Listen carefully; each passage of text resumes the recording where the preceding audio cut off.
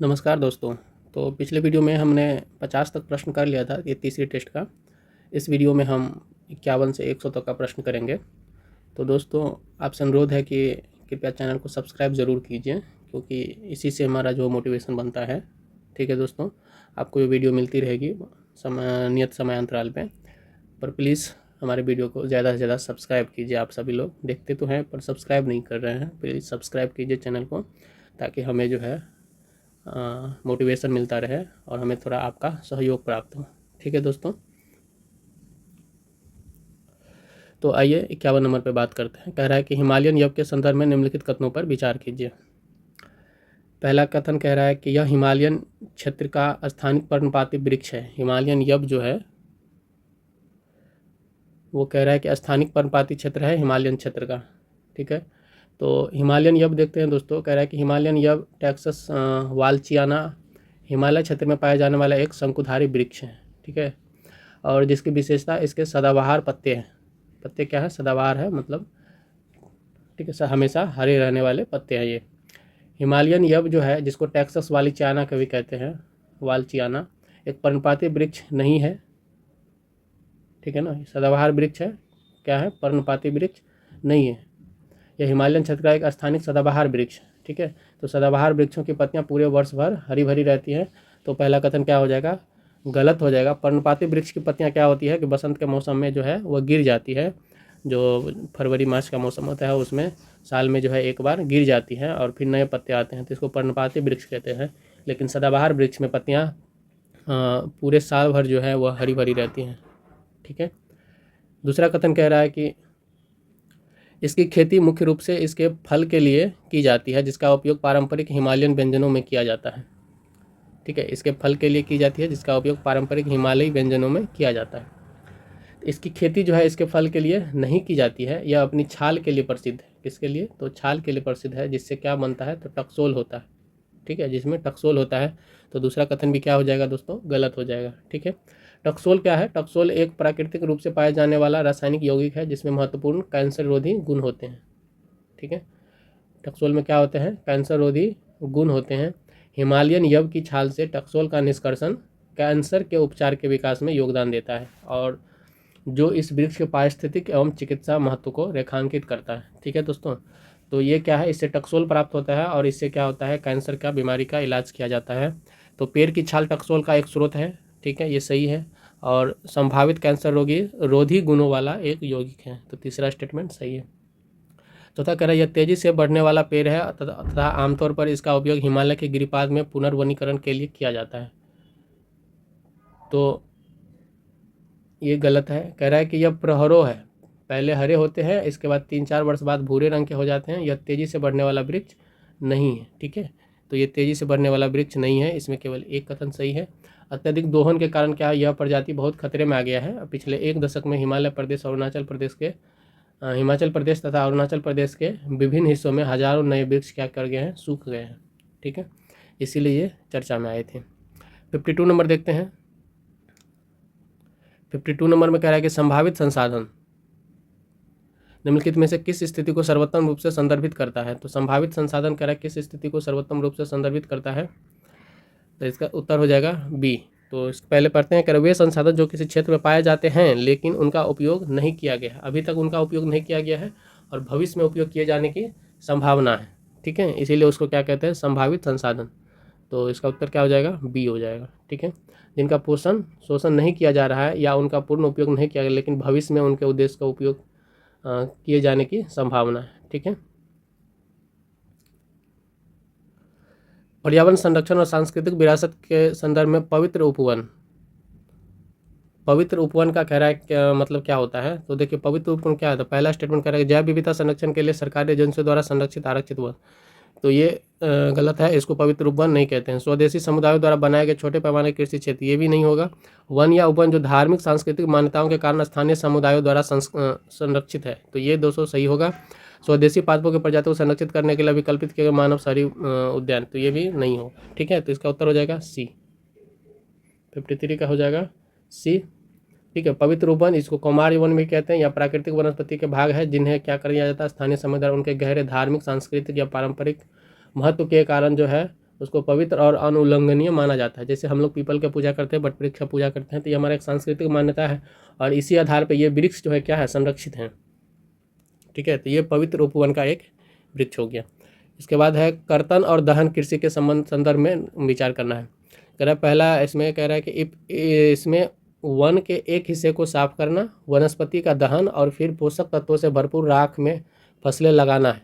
ठीक है, काट करके जलाना जो है इसमें क्या है, इसका एक हिस्सा है। कर्तन और दहन एक कृषि का एक संबंध। इसमें क्या किया जाता है, वन में आग लगा दिया जाता है और फिर उसके बाद उसके एक हिस्से, उसको क्या करता है, हिस्से को जला दिया जाता है एवं वहाँ जो राख बन जाती है उसी को पोषक तत्व के रूप में इस्तेमाल करके उस पर खेती की जाती है। ठीक है, तो कर्तन और दहन कृषि को स्थानांतरित कृषि के रूप में भी जाना जाता है।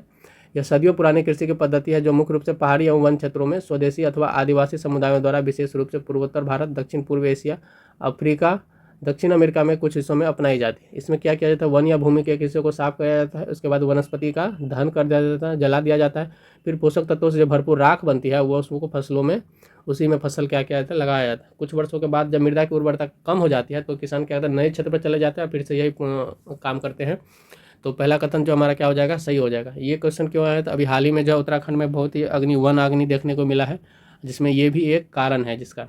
ठीक है, इससे क्या होता है, जब अग्नि पर नियंत्रण नहीं कर पाते हैं तो ये वो अग्नि क्या करता है, असीमित रूप से फैलना शुरू कर देता है। ठीक है, भारत में यह प्रथा देश के उत्तर पूर्वी क्षेत्र तक ही सीमित है। कह रहा भारत में जो यह प्रथा जो है देश के उत्तर पूर्वी क्षेत्र तक ही सीमित है, तो ये गलत है।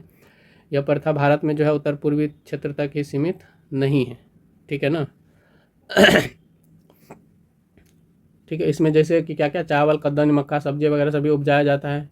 जब मृदा उर्वरता कम हो जाता है, भूखंड प्रति छोड़ दिया जाता है और वन दूसरी जगह चले जाते हैं। इसको चक्रीय प्रक्रिया में क्या करते हैं, उपयोग करते रहते हैं। ठीक है, देखिए भारत में इस खेती आदम रूप से मध्य प्रदेश के दहिया, आंध्र प्रदेश में पेंडा, झारखंड में कुरुवा तथा उत्तर पूर्वी क्षेत्र में झूमिंग कहा जाता है। इसलिए यह केवल उत्तर पूर्वी क्षेत्र तक ही सीमित नहीं है। ठीक है, मध्य प्रदेश में इसको दहिया खेती के नाम से जाना जाता है, आंध्र प्रदेश में इसको पेंडा खेती के नाम से जाना जाता है, झारखंड में कुरुवा के नाम से जाना जाता है और उत्तर पूर्व में जो है इसको झूमिंग कहते हैं या झूम कृषि कहते हैं तो माना जाता है। तो दूसरा स्टेटमेंट क्या हो जाएगा दोस्तों, गलत हो जाएगा, तो केवल एक सही हो जाएगा।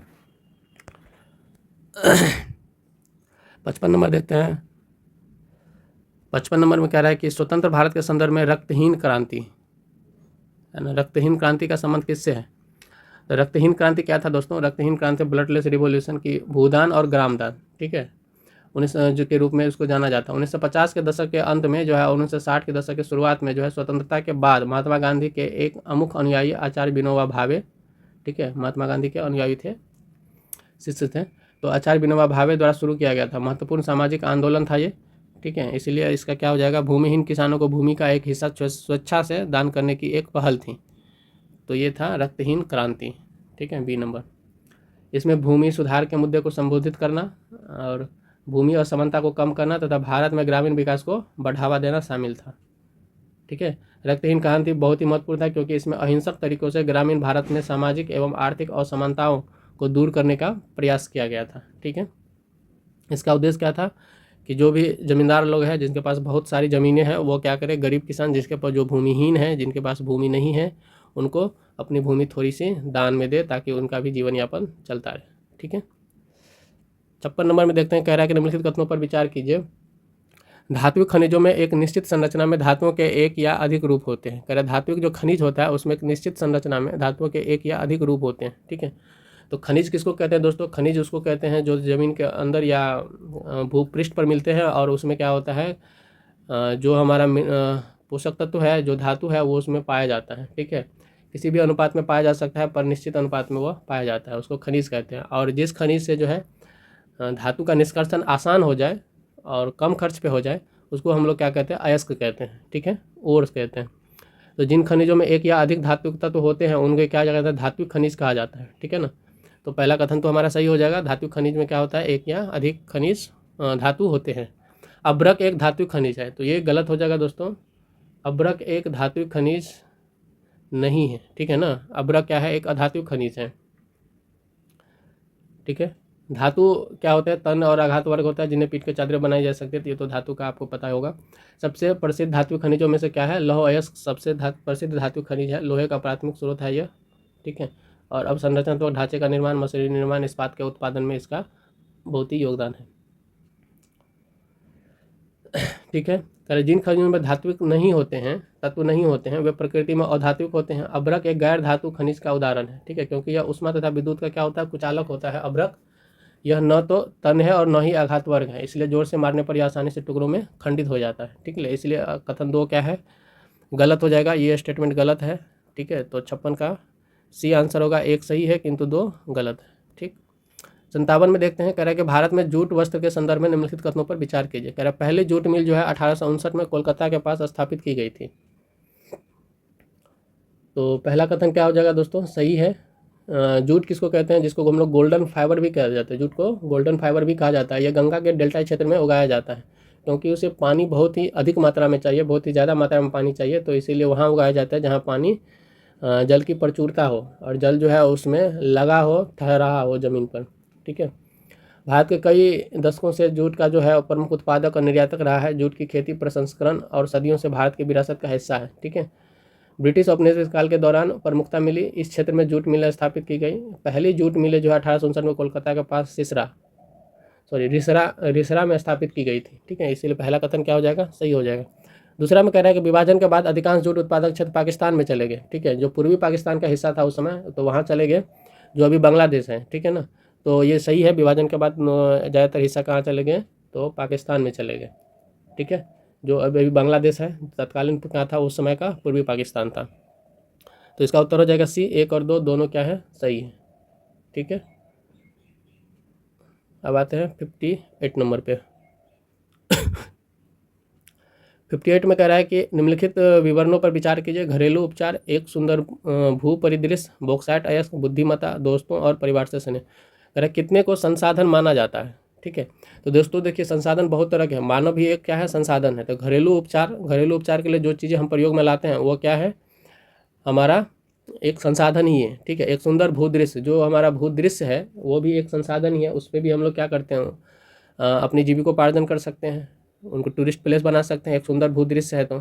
ठीक है, बॉक्साइट अयस्क ये भी एक संसाधन है, ये खनिज संसाधन है। ठीक है, बुद्धिमत्ता का मतलब है इंटेलेक्चुअल, जो वाइजनेस है, जो बुद्धि है, हमारी जो क्षमता है, वो भी हमारे क्या है, मानसिक जो है हमारा इंसान का जो है वो क्या है, एक संसाधन है। दोस्तों और परिवार से स्नेह, तो ये भी हमारा क्या है, संसाधन है।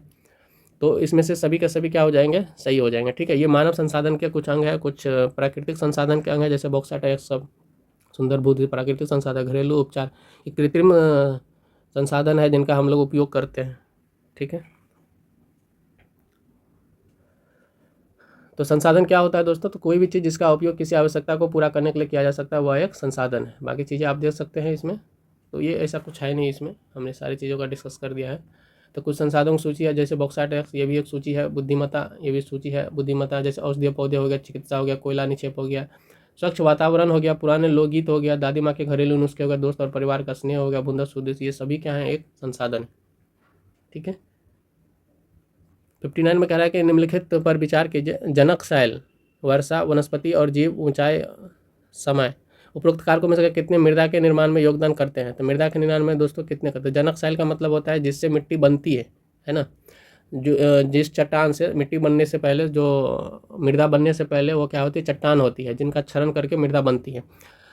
तो जनक शैल मतलब हो गया कि ये तो हो गया। ठीक है, मृदा के निर्माण में इनका योगदान है, जनक शैल, उसी से तो मृदा बनेगी।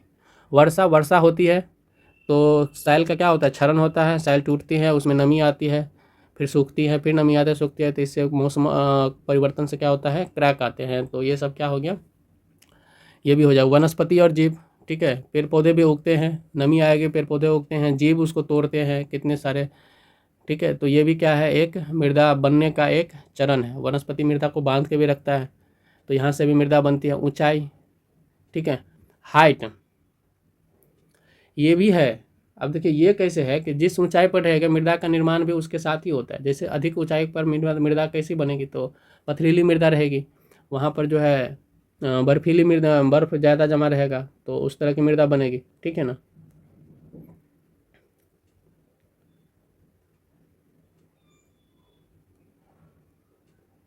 ठीक है, तो भूमि का आकार और ऊंचाई जल निकासी और मृदा के संपर्क को प्रभावित करता ही है। ठीक है, और समय, समय तो जानते ही हैं कि जितना समय देते हैं मृदा निर्माण प्रक्रिया को, तथा मृदा के परिपक्वता और विकास को निर्धारित करती है, तो ये समय, तो इसका उत्तर भी हो जाएगा डी। ठीक है ना।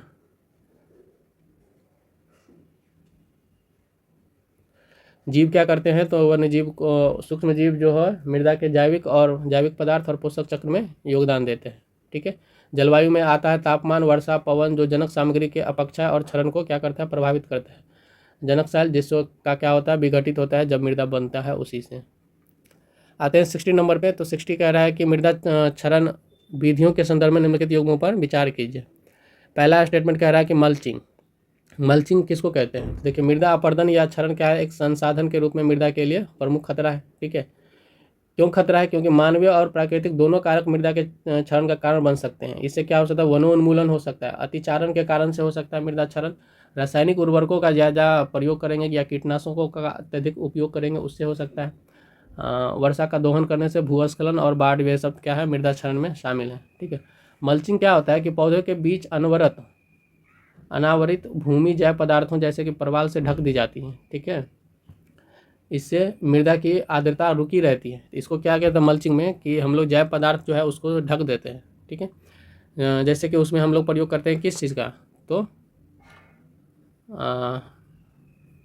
शैवाल से ढक देते हैं, तो जो धान का जो पुआल वगैरह सब होता है उससे ढका जाता है, तो ये भी मल्चिंग का एक हिस्सा है। ठीक है। जैव पदार्थों की अनावरित भूमि, ठीक है, प्रवाल से ढक दी जाती है, तो ये मल्चिंग हो गया। दूसरा कह रहा है कि समोच्चरीय रेखीय रोधिकाएँ।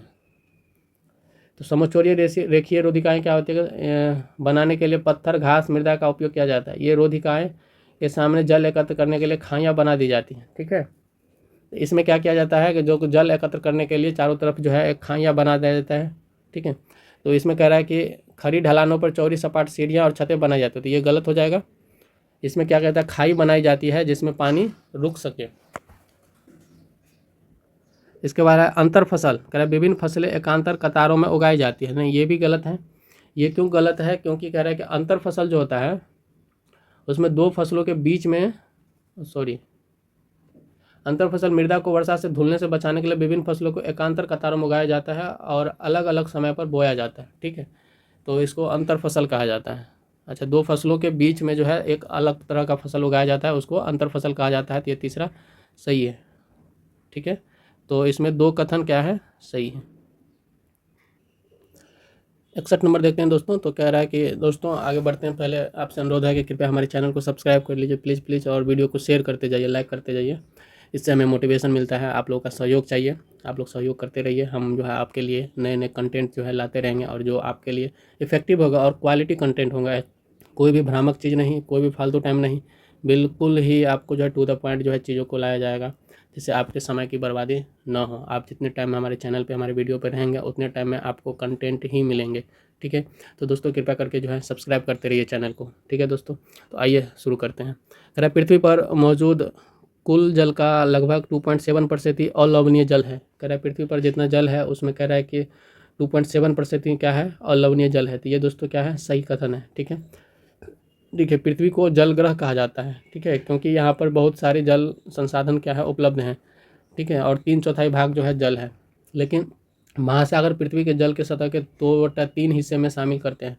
पादप और जलीय जंतु है जीवन की एक समृद्ध विविधता को समाहित करते हैं। यद्यपि समुद्र का जल लवणीय होता है। ठीक है। और मानव उपभोग के लिए उपयुक्त नहीं होता है। और अलवणीय जल जो है, जो भूपृष्ठ के नीचे है, वो 2.7% ही है। ठीक है। 2.7% ही है। तो पहला कथन क्या है, सही है। इसका 70% जो अलवणीय जल है, जो बर्फ़ों के रूप में जमा हुआ है, वो अंटार्कटिका, ग्रीनलैंड और पर्वतीय क्षेत्रों में बर्फ़ की चादरों और हिमनदों के रूप में होता है।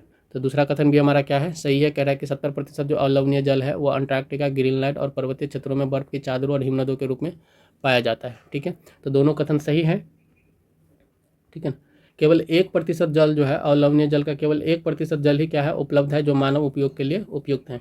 यह भौम जल के रूप में, नदियों और झीलों में सतही अपवाह के रूप में और वायुमंडल में जल वाष्प के रूप में पाया जाता है। ठीक है। तो इसका कथन क्या हो जाएगा, इसका आंसर क्या हो जाएगा, आंसर बी हो जाएगा। क्योंकि 1 का 2 जो है वह 2.7% ही अलवणीय जल क्यों है, इसका व्याख्या नहीं कर रहे हैं। सिर्फ हमको ये बता रहा है कि इतने प्रतिशत जल जो है हमारे अलवणीय जल यहाँ है।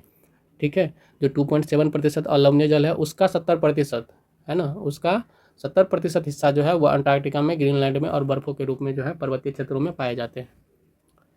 62 नंबर पे देखते हैं, कह रहा है कि निम्नलिखित में से कौन सा पारितंत्र पद का सबसे अच्छा वर्णन करता है। पारितंत्र, ठीक है, पारितंत्र को हम लोग पारिस्थितिक तंत्र भी कहते हैं। तो कह रहा है इसका सबसे अच्छा वर्णन कौन सा कहता है। कह रहा है यह स्थलमंडल, जलमंडल, वायुमंडल के बीच संपर्क का एक संकीर्ण क्षेत्र है जिसमें प्राकृतिक वनस्पति और वन्यजीव मौजूद होता है। ठीक है, इसको हम लोग क्या कहते हैं, जैव मंडल कहते हैं। क्या कहते हैं इसको, तो जैव मंडल कहते हैं। ठीक है ना, 62 नंबर। ठीक है, तो जीव मंडल किसको कहते हैं, तो प्राकृतिक वनस्पति, वन्यजीव केवल, स्थलमंडल, जलमंडल और वायुमंडल के बीच संपर्क का संकीर्ण क्षेत्र मौजूद है जिसको हम लोग जीव मंडल या जैव मंडल कहते हैं। ठीक है, इसको हम लोग एक छोटा सा स्कीमेटिक डायग्राम आपको बना देते हैं कि ये एक हो गया, एक ये हो गया और एक ये हो गया। ठीक है, कलर भी हम लोग चेंज कर दे रहे हैं।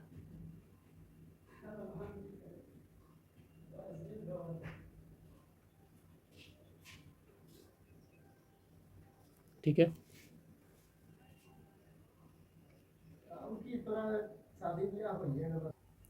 ठीक है, यदि इसको हम लोग जलमंडल मान लेते हैं, इसको स्थलमंडल मान लेते हैं और इसको वायुमंडल मान लेते हैं, तो ये जो हमारा हिस्सा है, ये हिस्सा क्या हो जाएगा दोस्तों, ये ब्लैक वाला हिस्सा, ये हो जाएगा हमारा जैव मंडल। ठीक है, तो इसी के लिए कह रहा है कि पारिस्थितिक वनस्पति जो है वो क्या होता है, वन और जैव मंडल से मिल करके बनता है।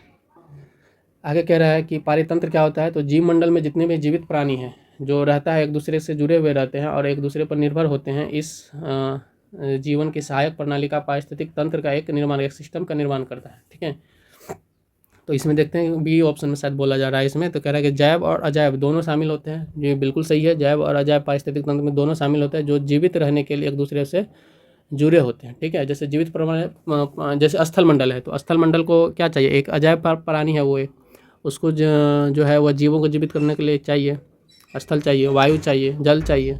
ठीक है ना, तो ये क्या हो जाएगा, बी इसका उत्तर हो जाएगा। पारितंत्र का जो सबसे अच्छा दिया हुआ है वो बी दिया गया। इसके बाद इसमें पर्यावरण है, राष्ट्रीय उद्यान है, जीवमंडल निकाय है, आरक्षित क्षेत्र हमने कई बार बात की है, तो इसका भी आप लोग देख लीजिएगा, पढ़ लीजिएगा। ठीक है, आते हैं, बढ़ते हैं हम लोग 63 नंबर पे। कह रहा है कि वन्य जीवों और वनस्पतियों की लुप्तप्राय प्रजातियों के अंतर्राष्ट्रीय व्यापार अभिसमय, जिसको साइट्स का बोला जाता है, के संदर्भ में निम्नलिखित कथनों पर विचार कीजिए। कह रहा है साइट्स सरकारों के बीच एक अंतर्राष्ट्रीय समझौता है जो वर्ष 1975 में लागू हुआ था। ठीक है, तो साइट्स कह रहा है कि क्या है, अंतर्राष्ट्रीय समझौता है जो वर्ष 1975 में लागू हुआ था। तो देखते हैं हम लोग, तो कह रहा है साइट्स एक मसौदा 1963 में IUCN द्वारा जो है लागू किया गया था। ठीक है ना, के सदस्यों की बैठक में अपनाए गए एक प्रस्ताव के परिणाम स्वरूप तैयार किया गया था। 3 मार्च 1973 को वाशिंगटन DC में संयुक्त राज्य अमेरिका के में 80 देशों के प्रतिनिधियों के एक बैठक में अभिसमय पर अंततः सहमति बनी और 1 जुलाई 1975 को, ठीक है, साइट्स लागू किया गया। इसलिए पहला कथन क्या है, सही है। साइट्स में जो है प्रजातियों को विभिन्न परिशिष्टों के वर्गों में रखा जाता है। जैसे परिशिष्ट 1 है जो इसमें विलुप्त होने के खतरे वाली सभी प्रजातियां शामिल होती हैं। ठीक है, अब इसका उद्देश्य क्या था, तो इसका उद्देश्य था यह सुनिश्चित करना है कि वन्य जीवों और वनस्पतियों के जो प्रतिरूपों हैं उसके अंतर्राष्ट्रीय व्यापार से प्रजातियों के अस्तित्व को खतरा न हो। तो ये एक इसमें नियम बनाया गया है कि इस प्रजाति को खतरा है तो इसके लिए इस तरह की व्यवस्था की जाएगी। तो इसलिए इसका ये उद्देश्य है कि जो विभिन्न प्रजाति है उसको खतरा न हो। ठीक है ना, तो दूसरा कथन भी क्या हमारा सही है, तो उत्तर हो जाएगा इसका सी। ठीक है, बाकी जो है आप लोग साइट्स के बारे में जो है यहाँ और डिटेल पढ़ सकते हैं। ठीक है, परिशिष्ट 3 परिशिष्ट है, तो तीनों परिशिष्ट पर एक ऊपर में था और 2 और 3 यहाँ पे हैं, तो आप इसको दोनों देख सकते हैं, पढ़ सकते हैं। आते हैं हम लोग 54 नंबर प्रश्न पे। तो कह रहा है कि उत्तरी अमेरिका में ग्रेट लेक्स के संदर्भ में निम्नलिखित कथनों पर विचार कीजिए। उत्तरी अमेरिका में कौन सा लेक, तो ग्रेट लेक के संदर्भ में कह रहा है कि विचार कीजिए। तो कह रहा है यह पूर्व मध्य उत्तरी अमेरिका में 5 गहरी मीठे पानी की झीलों की एक श्रृंखला है। पूर्व मध्य उत्तरी अमेरिका में जो है 5 गहरी मीठे पानी की झीलों की एक श्रृंखला है। ठीक है, तो पहला कथन जो है वो सही है। 5 झील उसमें से कौन से हैं, तो सुपुरिया झील है, ह्यूरन है, ओंटारियो है, मिशिगन और एरी है। ठीक है ना, तो 4 हो गए, ये 5 हो गए, 5 हो गए। इन्हीं 5 को मिला करके बोला जाता है ग्रेट लेक्स। क्या बोला जाता है, ग्रेट लेक्स बोला जाता है। तो पहला कथन हमारा सही हो गया। ठीक है, मैप देख लेते हैं, दिया गया है मैप। तो ये देखिए, ये मिशिगन है, ये लॉक ह्यूरन है, लॉक एरी है, लेक ओंटारियो है और लेक सुपीरियर है।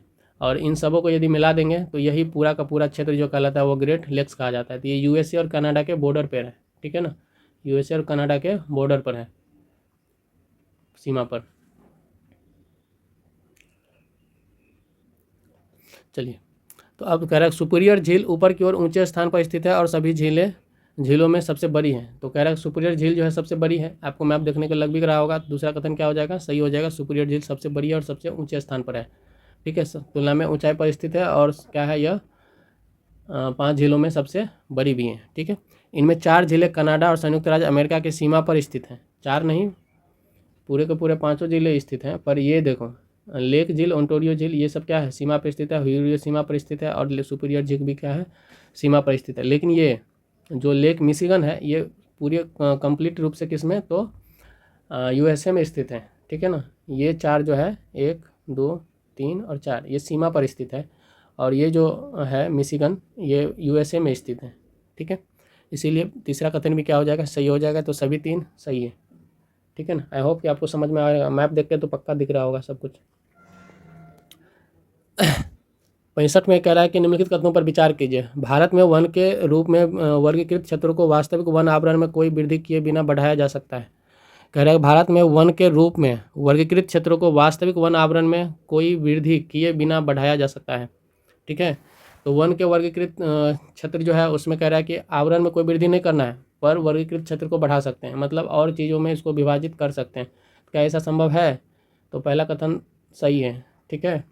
अब कैसे किया जा सकता है ज़रा देखते हैं हम। कैसे कह रहा है कि सरकार जो है वन विकास और रजिस्टर्ड रिकॉर्ड के लिए वास्तविक वन आवरण पर विचार करती है, ठीक है। तो ये दूसरा कथन गलत कह रहा है। देखिए, वन वृक्षों और प्राकृतिक वनस्पति के आच्छादित एक बड़ा क्षेत्र होता है, ठीक है ना। वन जो होता है वह वृक्ष और प्राकृतिक वनस्पति का जो आच्छादित क्षेत्र है उसका एक बड़ा होता है, बड़ा भाग होता है, ठीक है, जिसमें पौधे, झाड़ियाँ और घास क्या है, शामिल है। वन में सारी पौधे भी, झाड़ियाँ और घास भी शामिल है। यह महत्वपूर्ण संसाधनों में से एक है जो वन्य जीवों को क्या देता है, आश्रय प्रदान करता है, ठीक है।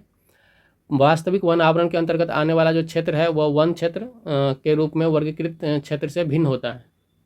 वन क्षेत्र वह क्षेत्र होता है जिसे सरकार ने वन विकास के लिए चिन्हित और सीमांकित किया है, ठीक है। वन क्षेत्र क्या होता है, वह क्षेत्र होता है जिसे सरकार ने जो है वन विकास क्षेत्र के लिए चिन्हित किया गया क्षेत्र होता है, उसको हम लोग वन क्षेत्र कहते हैं, ठीक है। भू राजस्व रिकॉर्ड बाद की परिभाषा के अनुरूप है, ठीक है। तो दूसरा कथन क्या हो जाएगा, गलत हो जाएगा। तो भू राजस्व जो रिकॉर्ड है वह बाद में रिकॉर्ड किया गया है, बाद में परिभाषित किया गया है। तो पहला गलत हो गया, सॉरी, दूसरा कथन क्या हो जाएगा, गलत हो जाएगा। भारत सरकार वन विकास और राजस्व रजिस्टर के लिए वास्तविक वन आवरण पर विचार करते थे, नहीं, ये गलत है।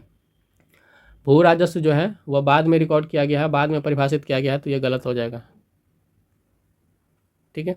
पहला कथन कह रहा है इस प्रकार वास्तविक वन आवरण में वृद्धि के बिना इस श्रेणी में वृद्धि हो सकती है, ठीक है। तो देख लेते हैं, भारत में वन क्षेत्र और वन आवरण दिया हुआ है। वन क्षेत्र को किस में, तो हेक्टेयर में मापा जाता है। वन आवरण को वर्ग किलोमीटर में मापा जाता है, ठीक है ना। वन क्षेत्र को निर्धारण क्या कौन करता है, तो सरकारी अधिकारियों के द्वारा किया जाता है। और वन आवरण का जो उपग्रह है, इमेजनरी का उपयोग जो है करके मापा जाता है। उपग्रह इमेजनरी का मतलब है सैटेलाइट से उसका मैपिंग किया जाता है कि कहाँ कहाँ वन है, वो सारे के सारे वन आवरण में आ गए। लेकिन जो वन क्षेत्र है, ठीक है, वो वन क्षेत्र क्या होंगे कि जो कंप्लीट रूप से जंगल हैं उसको हम लोग वन क्षेत्र के रूप में मानेंगे। वन आवरण आपको जो है शहर के अंदर भी मिल सकता है, ठीक है, तो ध्यान रखिएगा। वनोन्मूलन और वन रोपण जैसे कारकों के कारण वन क्षेत्र वास्तविक वन आवरण से भिन्न हो सकता है ना। तो इसमें वनोन्मूलन और वन रोपण कार्यक्रम जो है वनों में कम चलाए जाते हैं, शहरों में चलाया जाता है, इसीलिए वास्तविक वन क्षेत्र आवरण से क्या है, ये भिन्न है। आच्छादित वास्तविक क्षेत्र का अधिक सटीक प्रतिनिधित्व करता है, ठीक है। तो केवल एक कथन इसमें सही है। 66 की बात करते हैं, 66 की। कह रहा है भारत में कॉफ़ी उत्पादन के संदर्भ में निम्नलिखित कथनों पर विचार कीजिए। भारत में ज़्यादातर जो है रोबस्टा किस्म की कॉफ़ी कह रहा है कि उत्पादन की जाती है, जिसके अंतर्राष्ट्रीय बाजार में क्या है, काफ़ी मांग है।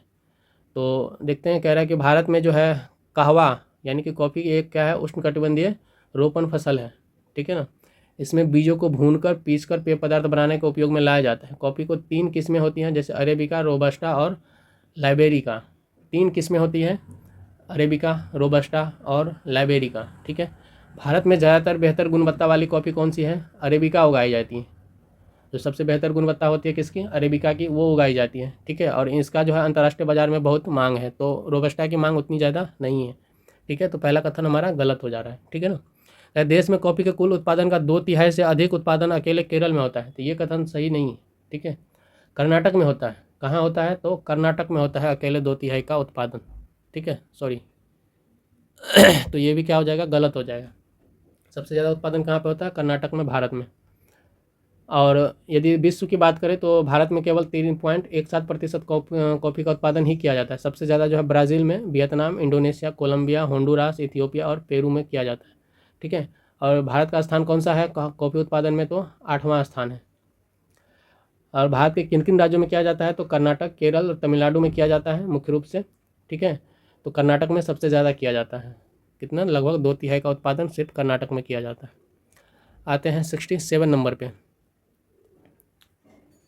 कह कोयले के संदर्भ में निम्नलिखित कथनों पर विचार कीजिए। एंथ्रेसाइट उच्चतम कैलोरी मान एवं सर्वोत्तम गुणवत्ता वाला कोयला होता है। एंथ्रोसाइट कह रहा है कि उच्चतम कैलोरी मान और सर्वोत्तम गुणवत्ता वाला कोयला होता है जिसमें 100% कार्बन सामग्री होती है। ठीक है, तो एंथ्रासाइट जो है वह सर्वोत्तम होता है, 100% कार्बन सामग्री नहीं होती है, तो ये गलत हो जाएगा। ठीक है, किसी भी कोयले में 100%, 90 के ऊपर हम लोग मानते हैं उसको, पर 100% तो ये गलत होना चाहिए। ठीक है, दिया भी है, गलत है। तो एंथ्रासाइट में कितने, 80 से 95% कार्बन सामग्री होती है। ठीक है, तो गलत हो जाएगा। भारत में अधिकांश कोयला निक्षेप दामोदर, सोन महानदी और गोदावरी नदियों की घाटियों में पाए जाते हैं। सबसे ज़्यादा कह रहा है निक्षेप कहाँ पाया जाता है, तो दामोदर, सोन महानदी और गोदावरी नदी घाटियों में पाया जाता है, तो ये कथन जो है सही है। ठीक है, तो बिटुमिनस में कह रहा है कि कितने, और लिग्नाइट में कह रहा है कि 40 से भी कम होता है। एक पीट किस्म का भी कोयला होता है जिसमें 40 से भी कम होता है।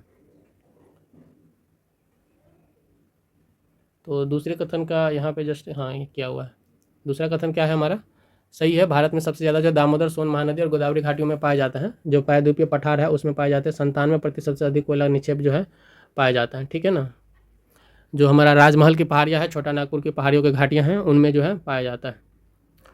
पीट कास्ट के कोयले में परिवर्तन का पहला चरण है, इसका उसमें मान बहुत ही कम होता है, तो ये सही है। पहले सबसे पहले पीट बनता है, जो कच्चा कोयला होता है बिल्कुल ही, उसमें बहुत ही कम जो है वो क्या होता है, कार्बन होता है, तो ये क्या है हमारा, सही है।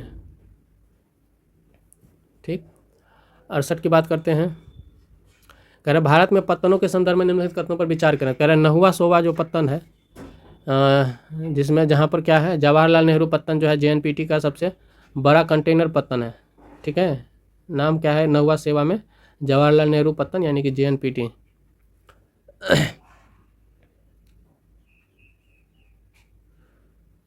68 नंबर ना।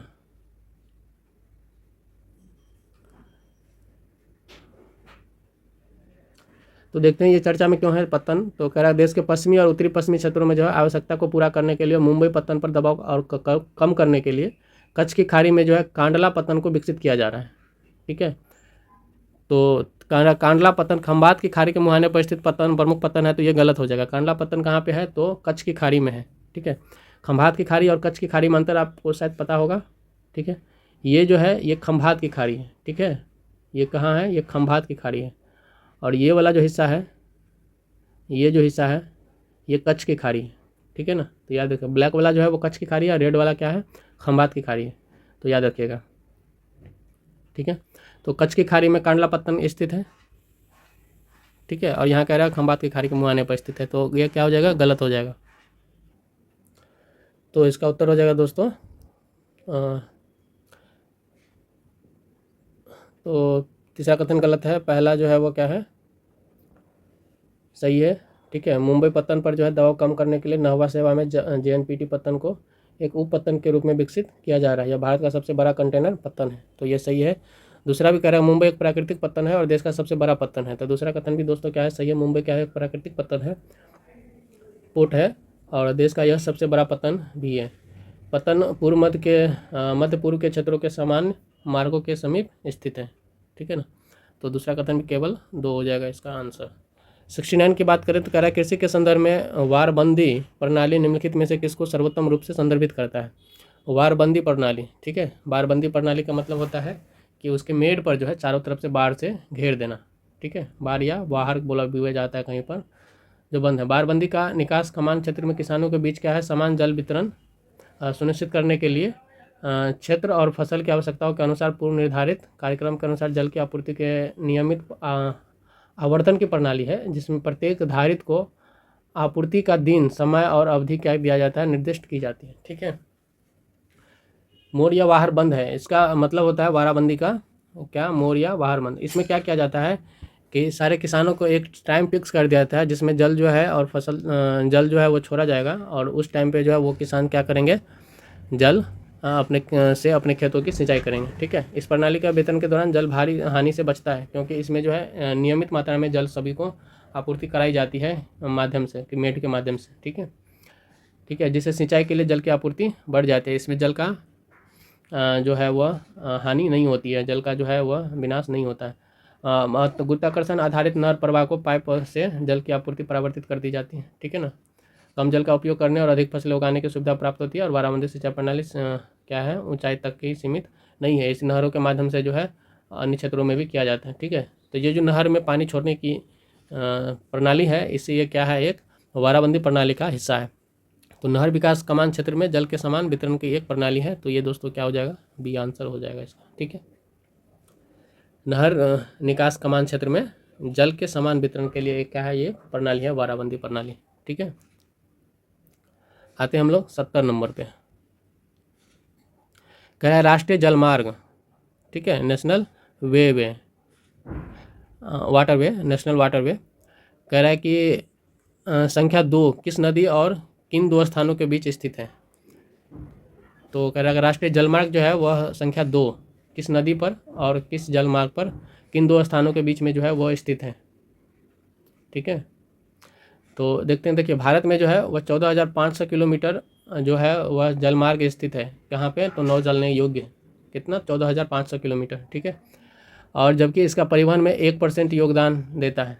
ठीक है। जो देश का जो कुल परिवहन है, जो चलती है जितनी भी ट्रांसपोर्ट्स, उसमें 1% का योगदान देते हैं। ये नदियाँ हैं, नहरें हैं और अपवाहित जलखाड़ियाँ हैं, इसमें शामिल हैं। ठीक है।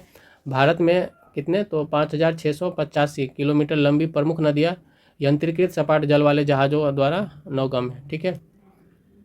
अंतर्देशीय जलमार्ग प्राधिकरण का स्थापना वर्ष कितना था, 1986 में था, जिसमें जलमार्गों को सरकार द्वारा जो है घोषित किया गया था। और जो जलमार्ग संख्या 1 है वह इलाहाबाद से हल्दिया का विस्तार है। ये 1600 किलोमीटर का है और गंगा भारत में सबसे महत्वपूर्ण जलमार्गों में से एक है। ये गंगा नदी पर है ये। ठीक है। जिस पर यांत्रिक नावों द्वारा पटना तक तथा सामान्य नावों द्वारा हरिद्वार तक क्या है, नौगम्य है। ठीक है। पटना तक कितने, तो यांत्रिक नावों द्वारा, यानी कि जो बड़े जहाज़ होते हैं उनके द्वारा, मतलब बहुत बड़ी जहाज़ नहीं, समुद्री नहीं। ठीक है। और सामान्य नाव से जो है पटना से लेकर के इलाहाबाद तक जो है, हरिद्वार तक, वह जो है वह सामान्य नाव से इसका विस्तार किया गया है। ठीक है। तो 1620 किलोमीटर संख्या 1 है, इलाहाबाद से लेकर के हल्दिया तक, हल्दिया पश्चिम बंगाल। ठीक है ना। वाटर संख्या 2 जो है वह सदिया धुबरी विस्तार है। किस पर, तो ब्रह्मपुत्र नदी पर विस्तार है, जो डिब्रूगढ़ तक क्या करती है, चलती है। ठीक है। और ये 1384 किलोमीटर तक चला जाता है स्टीमर द्वारा, ये नौगम्य है और भारत और बांग्लादेश द्वारा साझा किया गया है। अतः विकल्प ये क्या है, इसका सही है। तो ब्रह्मपुत्र नदी पर है और सदिया से धुबरी तक है। ठीक है। तो पहला कथन क्या हो जाएगा, इसका सही हो जाएगा।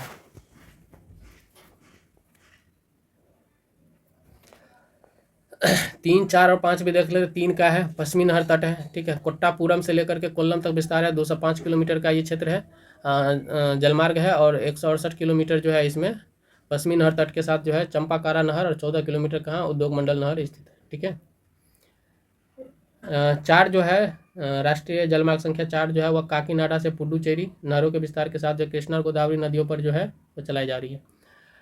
राष्ट्रीय जलमार्ग संख्या 5 जो है वह मातई नदी पर है, जो महानदी ब्राह्मणी नदियों के डेल्टा चैनल पर स्थित है। ठीक है। और 588 किलोमीटर का ये जलमार्ग है, ब्राह्मणी नदी पर भी। ठीक है। महानदी और ब्राह्मणी नदी पर भी। खतर में देखते हैं हम लोग, कह रहा है कि पवन ऊर्जा के संदर्भ में निम्नलिखित कथनों पर विचार कीजिए।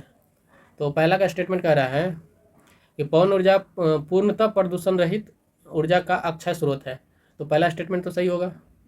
पवन ऊर्जा क्या है, पूर्णतः प्रदूषण रहित है, इसमें किसी भी तरह का प्रदूषण नहीं किया जाता है। ठीक है। और ऊर्जा का अक्षय स्रोत भी है। ठीक है। अक्षय मतलब कभी नहीं समाप्त होने वाला स्रोत है। तो पहला स्टेटमेंट तो सही हो जाएगा। ठीक है ना। अधिष्ठापित पवन ऊर्जा जो है वो मामले में भारत विश्व स्तर पर चीन, संयुक्त राज्य अमेरिका और जर्मनी के बाद कह रहा है चौथे स्थान पर है। ठीक है। तो दूसरा स्टेटमेंट भी सही है, चीन, संयुक्त राज्य अमेरिका और जर्मनी के बाद क्या है, भारत चौथे स्थान पर है। ठीक है, दूसरा स्टेटमेंट भी सही है। तो इसका उत्तर हो जाएगा सी, 1 और 2 दोनों। ठीक है, आप देख सकते हैं कुछ डाटा दिया हुआ है, आप देख लेते हैं। भू स्तर से जो 120 मीटर ऊपर जो है पवन ऊर्जा क्षमता जो है गीगावाट, गुजरात में जो 142 है, राजस्थान में 127 है, कर्नाटक में 124 है। सबसे ज़्यादा कहाँ पे है? तो गुजरात में है। ठीक है, ये याद रखना है। सबसे कम कहाँ पे? तो आंध्र प्रदेश में है। इस तरीके से याद रखना है। पूरा डाटा याद करने की ज़रूरत नहीं है, आपको याद भी नहीं रहेगी पूरा डाटा। ठीक है, और यदि भू स्तर से 150 मीटर के ऊपर जो है यदि देखें तो सबसे ज़्यादा कहाँ पे? तो राजस्थान में, और सबसे कम कहाँ पे? तो आंध्र प्रदेश में, 150 मीटर ऊपर।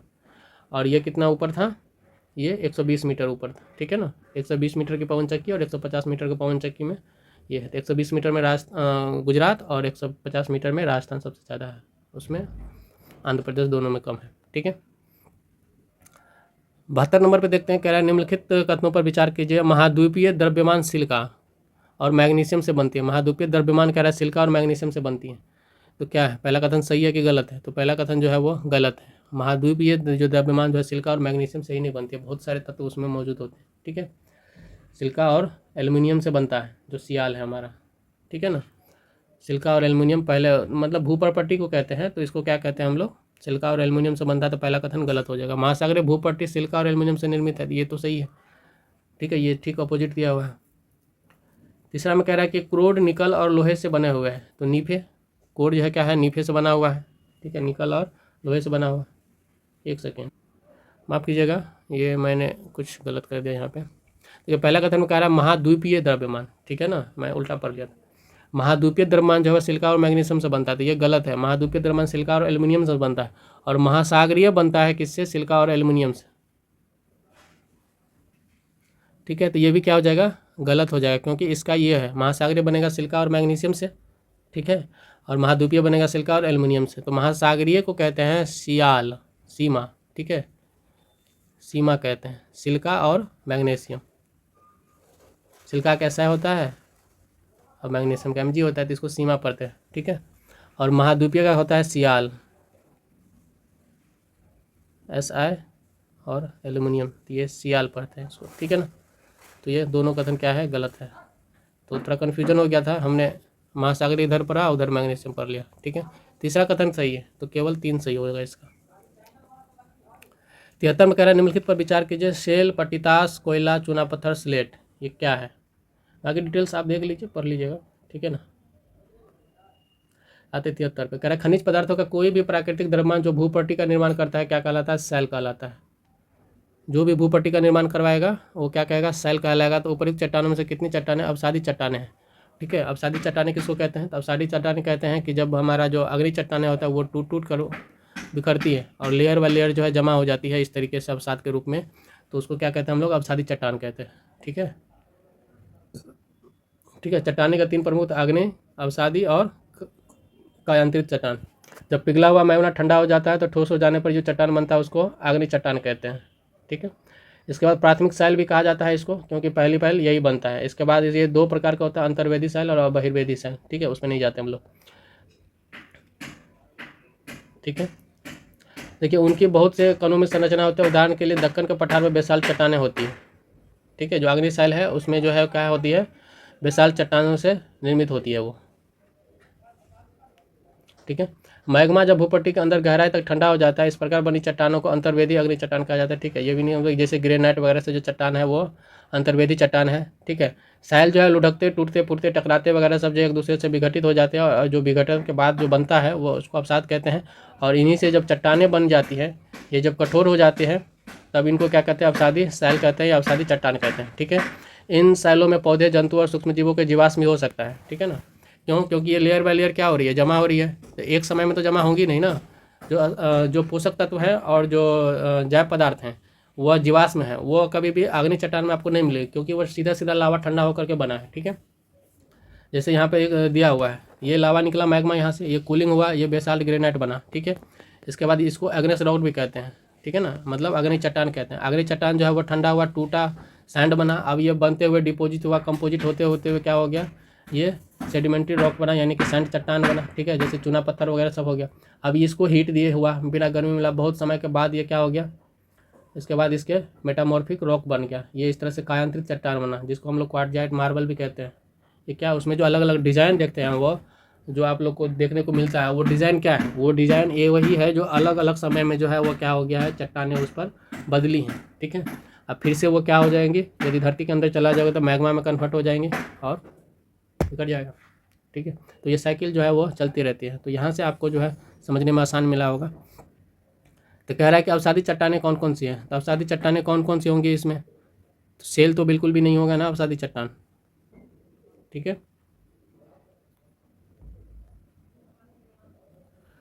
तो विकल्प बी जो है 3 जो कह रहा है वो सही है। तो कायांतरित चट्टानों का एग्जाम्पल देखा तो स्लेट, संगमरमर, नीस, और ये क्या है कायांतरित अवसादी चट्टानें, सैल, कोयला, चूना पत्थर, ये सब क्या है, सैल, कोयला, चूना पत्थर, ये क्या है अवसादी चट्टान है। ठीक है,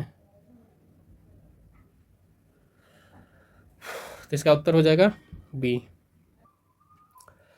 74 नंबर पे देखते हैं दोस्तों, कह रहा है कि पृथ्वी की सतह पर सूर्य और चंद्रमा द्वारा लगाया गया प्रबल गुरुत्वाकर्षण ज्वार भाटा का कारण बनता है। तो पहला स्टेटमेंट सही है दोस्तों, कह रहा है कि पृथ्वी की सतह पर जो है सूर्य और चंद्रमा द्वारा लगाया गया प्रबल गुरुत्वाकर्षण क्या कहलाता है, ज्वार और भाटा कहलाता है। दूसरा कह रहा है कि जब सूर्य, चंद्रमा और पृथ्वी एक ही रेखा में होते हैं तो लघु ज्वार भाटा का निर्माण होता है। तो दूसरा स्टेटमेंट जो है वो गलत है। जब सूर्य, चंद्रमा और पृथ्वी एक ही रेखा में होता है तो लघु ज्वार भाटा नहीं, उच्च ज्वार भाटा आता है, क्योंकि उस समय गुरुत्वाकर्षण बल बहुत ही स्ट्रांग हो जाता है। ठीक है, और निम्न ज्वार भाटा कब आते हैं, जब एक दूसरे एंगल पे होते हैं। ठीक है, तो उस समय लघु ज्वार भाटा ठीक है नहीं बनता है। तो ये गलत हो जाएगा। तो पहला एक कथन क्या है, सही है, और दूसरा कथन गलत है। तो इसका सी उत्तर हो जाएगा। 75 देखते हैं, कह रहा है कि निम्नलिखित पर विचार कीजिए, वेंगुला धारा, फॉकलैंड धारा, ओयाशिवो धारा। ठीक है, वेंगुला धारा कह रहा है कहाँ पास करती है, तो देखिए धारा जो होता है, सागरीय जो जलस्तर होता है वो निरंतर और पूर्वानुमानित जो है निश्चित दिशा में गति करती रहती है। ठीक है ना, इसको हम लोग महासागरीय धारा कहते हैं। सागर का जो विशाल जलराशि है उसके जो जब ये गति में होती है तो उसी की यह अवस्था है जलधारा। ठीक है, और वे सागर में नदी क्या होती है, नदी की तरह जो है अपवाहित होती रहती है, एक तरह से दूसरे तरह जाती रहती है। ठीक है, इसी में हम लोग अलग अलग क्षेत्र में जो है अलग अलग नाम से इन धाराओं को बोला जाता है, नाम दिया गया है। जैसे विषुवतीय धारा प्रणाली, तो आर्कटिक महासागर के अलावा प्रत्येक महासागर में जो है उत्तरी विषुवतीय धारा, एक दक्षिणी विषुवतीय धारा और एक विषुवतीय प्रतिधारा होती है। विषुवतीय रेखीय प्रतिधारा जो है यह उत्तर और दक्षिण विषुवतीय धाराओं के बीच स्थित है तथा उनके विपरीत और पश्चिम से पूर्व की ओर बहती है। ठीक है, पश्चिम से किसकी ओर, तो पूर्व की ओर बहती है।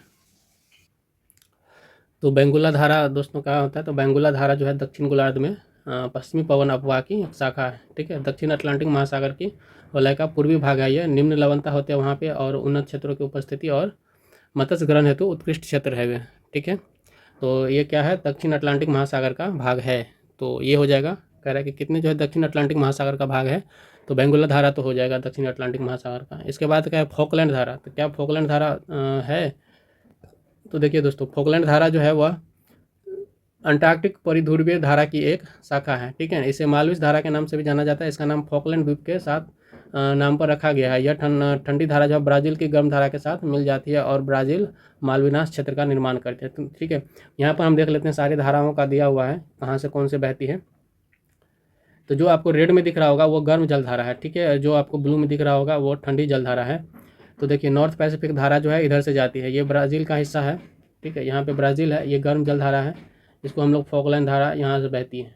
ठीक है, ठीक है, तो ये फॉकलैंड जलधारा जो है यहाँ से ठंडी जलधारा जो है वो ब्राज़ील की धारा में मिल जाती है, गर्म जलधारा में।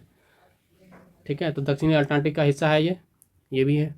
ठीक है ना, तो ये भी क्या हो जाएगा, हमारा दक्षिण अटलांटिक का हिस्सा हो जाएगा ये। उस ओयासिवो धारा, बेंगुला धारा आपको दिखा देते कहाँ पे है। तो ये बेंगुला धारा जो है वो एक यहाँ है, देखिए ये बेंगुला धारा है। ठीक है, ये बेंगुला धारा है जो ठंडी जलधारा है, तो ये बेंगुला धारा है जो इधर बहती है। ठीक है, आई होप कि आपको ठीक समझ में आ रहा होगा। तो ये भी क्या है, दक्षिणी का अटलांटिक का भाग है। ओयासिवो धारा, ठीक है, ओयासिवो धारा कहाँ से बहती है दोस्तों, तो ओयासिवो धारा आपको इधर से बह रही होगी, इधर नहीं दिख रही है क्या कहीं पर। ठीक है, तो फॉकलैंड जलधारा जो है ये जलधारा थी, ठीक है। और ओयासिवो जलधारा जो है वह ये जलधारा है, ठीक है। यहाँ जो बेरिंग सागर है, यहाँ ये जलधारा ओयासिवो, इसको कोरिल जलधारा भी कहते हैं। तो ये उत्तरी आर्कटिक में है, तो ये नहीं हो जाएगा, ये गलत हो जाएगा, ठीक है ना। तो केवल 2 इसका क्या हो जाएगा, उत्तर हो जाएगा, ठीक है। आप लोग जो है इसका एक मैप ले लीजिएगा जलधारा का, उस पर जो है ठीक से देख लीजिएगा। 56 की बात करें, 76 की कह रहा पर्णपाती वनों के संबंध में निम्नलिखित कथनों पर विचार कीजिए। कह रहा ये हिमालय के गिरिपात क्षेत्रों में पाए जाते हैं। तो पर्णपाती वन जो है हिमालय के गिरिपात क्षेत्रों में पाए जाते हैं, ये सही है, ठीक है। तो पहला कथन जो सही है, पर्णपाती वन जो है मानसूनी वन भी कहा जाता है उसको, और वर्षा के एक समय के दौरान इसकी पत्तियाँ क्या करती है, वर्ष के एक समय में इसकी विशेष समय में जो पत्तियां गिर जाती है। पर्णपाती वन जो हिमालय के गिरिपात क्षेत्रों में क्या है, स्थित है, ठीक है। ये मध्य प्रदेश, उत्तर प्रदेश, बिहार, झारखंड, छत्तीसगढ़, उड़ीसा तथा महाराष्ट्र के कुछ हिस्सों में पाए जाते हैं। तो इसीलिए पहला कथन क्या हो जाएगा, इसका सही हो जाएगा, ठीक है। इस वन के महत्वपूर्ण वृक्षों में साल, सागौन, पीपल, नीम और शीशम शामिल है, ठीक है। साल, सागौन, पीपल, नीम और शीशम शामिल है। तो ये दूसरा कथन भी क्या है, सही है, पर्णपाती वन है ये वृक्ष। हिमालय के गिरिपात में जो है इसका ज़्यादा जो है ये मिलता है, ठीक है। देवदार एक अत्यधिक मूल्यवान स्थानिक प्रजाति मुख्य रूप से इन वनों के पूर्वी भाग में पाई जाती है, ठीक है। तो तीसरा कथन जो गलत है, देवदार जो है अत्यधिक मूल्यवान स्थानिक प्रजाति है जो मुख्य रूप से कहाँ, हिमालय के पर्वतीय भागों में कहाँ पाई जाती है, जो कि पश्चिमी भाग है, ठीक है। जो इन क्षेत्रों का गिरिपात का पूर्वी भाग नहीं है, ये पश्चिमी भाग है। तो इसका ये कथन गलत हो जाएगा, ठीक है। तो केवल 2 सही हो जाएगा, ठीक। 77 नंबर पे आते हैं। 77 में कह रहा है कि निम्नलिखित कथनों पर विचार कीजिए।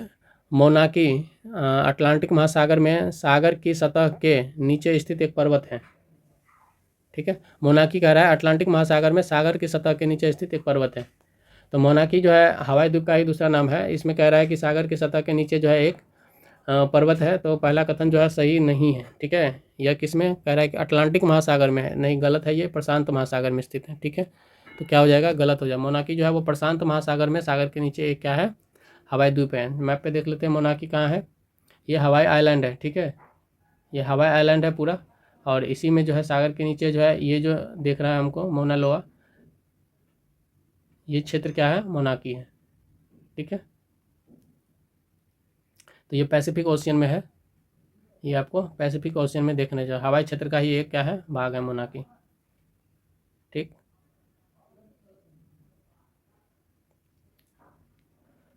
तो ये गलत हो जाएगा। तो कह रहा ऊंचाई की दृष्टि से माउंट एवरेस्ट से भी ऊंचा है, ठीक है। तो ये सही है, ऊंचाई की दृष्टि से माउंट एवरेस्ट से भी ऊंचा है। तो दोस्तों समुद्र के अंदर जो है माउंट एवरेस्ट से भी ऊंचा जो है पर्वत स्थित है, ठीक है ना। तो ये कथन सही हो जाएगा। तो केवल बी इसका उत्तर होगा, ठीक है। तो चलिए 78 नंबर पे चलते हैं। इसमें कह रहा है कि निम्नलिखित युग्मों पर विचार कीजिए। माउंट किलिमंजारो अर्जेंटीना में स्थित है, क्या बताइए, माउंट किलिमंजारो अर्जेंटीना में स्थित है? तो नहीं, ये कहाँ पे स्थित है, तो तंजानिया में स्थित है माउंट किलिमंजारो, ठीक है। तो पहला जो है सही सुमेलित नहीं होगा, ठीक है। देख लेते हैं इसका कोई मैप दिया है क्या, तो इसका मैप नहीं दिया हुआ है, ठीक है। दूसरा कह रहा है माउंट एकांकागुआ तंजानिया में स्थित है, तो ये तो गलत हो गया ना, ये भी क्या हो जाएगा, गलत हो जाएगा। माउंट एकांकागुआ कहाँ स्थित है, तो ये दक्षिण अमेरिका के सबसे ऊंची पर्वत है माउंट एकांकागुआ, ठीक है। और ये 7 शिखरों में जो है, जो 7 शिखर है उनमें सबसे ऊंचा पर्वत, दूसरा सबसे ऊंचा पर्वत है, ठीक है। जो सबसे ऊंचे 7 शिखर है उसमें इसका दूसरा स्थान है माउंट एकांकागुआ का। तो ये भी क्या हो जाएगा, गलत हो जाएगा। ये कहाँ स्थित हो जाएगा, तो ये दक्षिण अमेरिका में हो जाएगा, ठीक है, USA। और ये तंजानिया, ठीक है। माउंट फुजियामा कह रहा है जापान में है, तो ये तो सही है। माउंट फुजियामा कहाँ है, जापान में स्थित है, ये सही है, ठीक है। और ये एक क्या है, ज्वालामुखी पर्वत है, ठीक है। माउंट फूजी को जो है वह यूनेस्को के विश्व धरोहर स्थल में शामिल किया गया है, जिसको सांस्कृतिक विरासत के रूप में रखा गया है। कब किया गया है, तो ये 2013 में किया गया है, ठीक है। 12,000 फीट से ऊंची जो है यह ज़्यादा ऊंचाई वाला है। तो कितने कथन इसमें युग्म सही हैं, तो एक युग्म इसमें क्या है, सही सुमेलित हैं। 79 की बात करें तो कह रहा है कि अटलांटिक महासागर विश्व का तीसरा सबसे बड़ा जो है महासागर है। तो ये क्या हो जाएगा, सही है कि गलत है, आपको पता होगा अभी क्या है, ये गलत है, ठीक है ना। अटलांटिक महासागर जो है विश्व का तीसरा सबसे बड़ा नहीं है, ये विश्व का क्या है, एक दूसरा है। सबसे बड़ा कौन सा है, तो प्रशांत महासागर है। दूसरा सबसे बड़ा क्या है, महासागर है, ठीक है। इसका आकार क्या है कि लंबा एस की तरह है। इधर जो है ये अमेरिका है, ठीक है, ये दक्षिण अमेरिका हो गया, और इधर जो है यूरोप है इस तरीके से, फिर इसके बाद जो है ये अफ्रीका हो गया, और यही हिस्सा जो है इस तरीके का हिस्सा हो गया ये, ठीक है। तो ये हिस्सा हो गया आपको अटलांटिक महासागर की, ठीक है। आई होप आपको मैप समझ में आया होगा। यहाँ पे मैंने क्या ड्रॉ किया, मैंने सिर्फ अटलांटिक महासागर के किनारे वाला भाग को ड्रॉ किया है, तो आप समझ रहे होंगे। यदि नहीं पता चल रहा है तो आप जो है मैप उल्टा के देख लीजिए, ठीक है ना। तो पहला कथन क्या हो जाएगा, गलत हो जाएगा। पहला कथन सही नहीं है। यह सतह पर क्या 20% भाग है केवल। अफ्रीका, यूरोप, अटलांटिक महासागर, दक्षिण अमेरिका जो है महासागर के बीच एक लंबा एस के आकार का है। अटलांटिक महासागर तटरेखा अत्यंत क्या है, दांतेदार है, जो इसको प्राकृतिक पतनों के लिए सहायक बनाता है। तो कथन 2 जो है ये क्या है, सही है, दांतेदार है, जो इसको अभी देखना तो कितने घुमावदार है यहाँ पे, तो इसीलिए क्या हो जाएगा, इसका दूसरा कथन सही हो जाएगा, ठीक है। 79 का केवल 2 इसका आंसर होगा, ठीक है। 80 देखते हैं। तो 80 में कह रहा है कि निम्नलिखित कथनों पर विचार कीजिए। पहला कह रहा है चट्टानों के छोटे छोटे टुकड़े जो सूर्य के चारों ओर घूमते हैं उल्का पिंड कहलाते हैं। तो चट्टाने के छोटे छोटे टुकड़े जो सूर्य के चारों ओर घूमते हैं उल्का पिंड कहलाता है, ये सही है, तो ये सही है, ठीक है, सही होना चाहिए, सही होगा, सही है, ठीक है ना। उल्का पिंड किसको कहते हैं, जो छोटे छोटे बहुत सारे टुकड़े हैं पृथ्वी के जैसे ही या पृथ्वी से अलग भी, तो वो क्या है, सूर्य के चारों ओर घूमते हैं, ठीक है, उसको उल्का पिंड कहते हैं। क्षुद्र ग्रह पट्टी जो है बृहस्पति की कक्षाओं, पृथ्वी और बृहस्पति की कक्षाओं के बीच पाए जाते हैं, तो ये गलत है ना।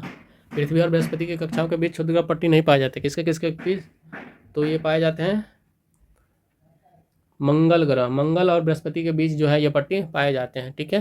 तो ये क्या है, गलत है, तो केवल 1 इसका सही आंसर है, ठीक है। 81 पे आते हैं। ये सब बचकाना वाला सवाल है, आप लोग को आता होगा, ठीक है। कह रहा उष्ण कटिबंधीय सदाबहार वनों के संदर्भ में निम्नलिखित कथनों पर विचार कीजिए। ये पश्चिमी घाट के पश्चिमी ढाल पर, उत्तर पूर्वी क्षेत्र की पहाड़ियों पर तथा अंडमान और निकोबार द्वीप समूह में पाए जाते हैं। क्या कह रहा है कि उष्ण कटिबंधीय सदाबहार वन जो है उसके संदर्भ में आपको इसको देखना है, किसके संदर्भ में, तो उष्ण कटिबंधीय सदाबहार वनों के संदर्भ में, ठीक है। कह रहा ये पश्चिमी घाट के पश्चिमी ढाल पर, उत्तर पूर्वी क्षेत्र की पहाड़ियों पर तथा अंडमान और निकोबार द्वीप समूह में पाए जाते हैं, तो ये कथन सही है, ठीक है ना। जो हमारा पश्चिमी भाग है, ये पश्चिमी तट हो गया, पश्चिमी घाट हो गया, इसका जो पश्चिमी ढाल है, इधर का ढाल है, यहाँ पर्वत है ना, यहाँ क्या है, पर्वत है, और इसका जो ये वाला ढाल है, पश्चिमी ढाल है, ये ढाल है, इस ढाल पर कह रहा है कि मिलना देता है, और अंडमान और निकोबार में क्या करता है, मिलता है, ठीक है। अंडमान इधर है, इधर है अंडमान, इधर लक्षद्वीप है, ठीक है। तो ये पहला कथन जो है वो सही है।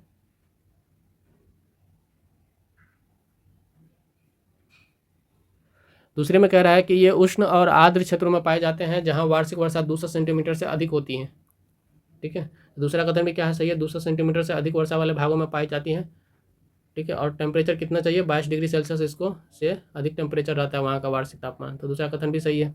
तीसरा में कह रहा है कि इनमें पाई जाने वाली मुख्य प्रजातियाँ क्या हैं, जैसे बबूल है, बेर है, जंगली खजूर है, खैर है, नीम है, खेजरी है, पलास है, ये सब इनमें पाई जाने वाली मुख्य प्रजातियाँ हैं, तो ये गलत है। इनमें जो मुख्य प्रजातियाँ पाई जाती हैं वो रेजवुड, महोगनी, एनी और एबनी पाई जाती हैं। ये सब जो है ये क्या है, सदाबहार वन नहीं है, ये पतझड़ वाले वन है, पर्णपाती वन है, ठीक है। तो ये क्या हो जाएंगे, गलत हो जाएंगे। तो इसमें 2 कथन क्या है, सही है, केवल 2, ठीक है। आते हैं 82 नंबर पे। 82 में क्या कह रहा है, 82 में कह रहा है कि अक्षांश समांतर के विपरीत सभी देशांतर समान लंबाई के होते हैं। अक्षांश समांतर, ठीक है, अक्षांश कौन होते हैं, जो हॉरिजेंटली होते हैं, देशांतर कौन होते हैं, जो वर्टिकल होते हैं, ठीक है। इसको कहते हैं हम लोग देशांतर, और इसको कहते हैं हम लोग अक्षांश, ठीक है। तो देखिए अक्षांश में क्या होता है, छोटा बड़ा होते जाता है, ठीक है ना, क्योंकि पोल के पास जाएगा तो बिंदी मात्रा हो जाता है, और जब भूमध्य रेखा के पास रहेगा तो वह सबसे बड़ा वृत्त होता है, तो इसमें छोटा बड़ा हो सकता है। लेकिन देशांतर क्या है कि पोल के चारों ओर ये घूमता है, चारों तरफ से 360 डिग्री में, ठीक है। तो ये सभी देशांतर क्या समान लंबाई के होते हैं, तो पहला कथन हमारा क्या हो जाएगा, सही हो जाएगा। दूसरा हम दोपहर का सूर्य कर्क रेखा और मकर रेखा से परे किसी भी अक्षांश पर कभी भी सिर के ऊपर नहीं चमकता है, तो ये भी सही है। दोपहर का सिर क्या होगा, दोपहर का सूर्य जो है केवल कर्क रेखा और मकर रेखा पर सीधी चमकती है, तो दूसरा कथन भी क्या है, सही है, ठीक है, ठीक है। तो इसमें दोनों आंसर हो जाएगा, दोनों कथन क्या है, सही है। आप इसको पढ़ लीजिए, ये एक छोटा सा चीज़ है, तो इस पर हम लोग उतनी डिटेल में नहीं जाएंगे, ठीक है ना। कह निम्नलिखित कथनों पर विचार कीजिए, महान हिमालय का मूल भाग ग्रेनाइट का बना हुआ है, ठीक है। तो ये महान हिमालय का कह रहा है मूल भाग किसका बना हुआ है, ग्रेनाइट का बना हुआ है। आई होप ये कथन क्या है, गलत होगा। पहला कथन सही है। क्रोड जो है क्या बना हुआ है, क्रोड ग्रेनाइट का बना हुआ है, ठीक है। तो पहला कथन सही है। प्रायद्वीपीय पठार कह रहा है कि आग्नेय और कायांतरित शैलों से प्रायद्वीपीय पठार आग्नेय तथा कायांतरित शैलों वाली कम ऊंची पहाड़ी और चौड़ी घाटियों से बना है, तो ये भी सही है, ठीक है। दूसरा कथन क्या है, सही है। आप देख सकते हैं यहाँ पर लीजिए कहाँ का जो है भारत का कहाँ का क्या बना हुआ है। हिमालय पर्वत की ऊंचाई में भिन्नता जो है पूर्वी भाग की तुलना में पश्चिमी भाग में अधिक है। मतलब हिमालय पर्वत की ऊंचाई में भिन्नता पूर्वी भाग की तुलना में पश्चिमी भाग में अधिक है, ठीक है। तो ये गलत है। ऊंचाई में भिन्नता जो है वह पूर्वी भाग में ज़्यादा है और पश्चिमी भाग में कम है, ठीक है ना। पश्चिमी भाग की अपेक्षा पूर्वी भाग में ऊंचाई में अधिक विविधता पाई जाती है, तो ये कथन क्या हो जाएगी, गलत हो जाएगी, ठीक है। 84 की बात करें तो इसमें कह रहा है निम्नलिखित कथनों पर विचार कीजिए। कह रहा पश्चिमी घाट पूर्वी घाट की अपेक्षा ऊंचे हैं। कह रहा पश्चिमी घाट जो है पूर्वी घाट की अपेक्षा ऊंचे हैं।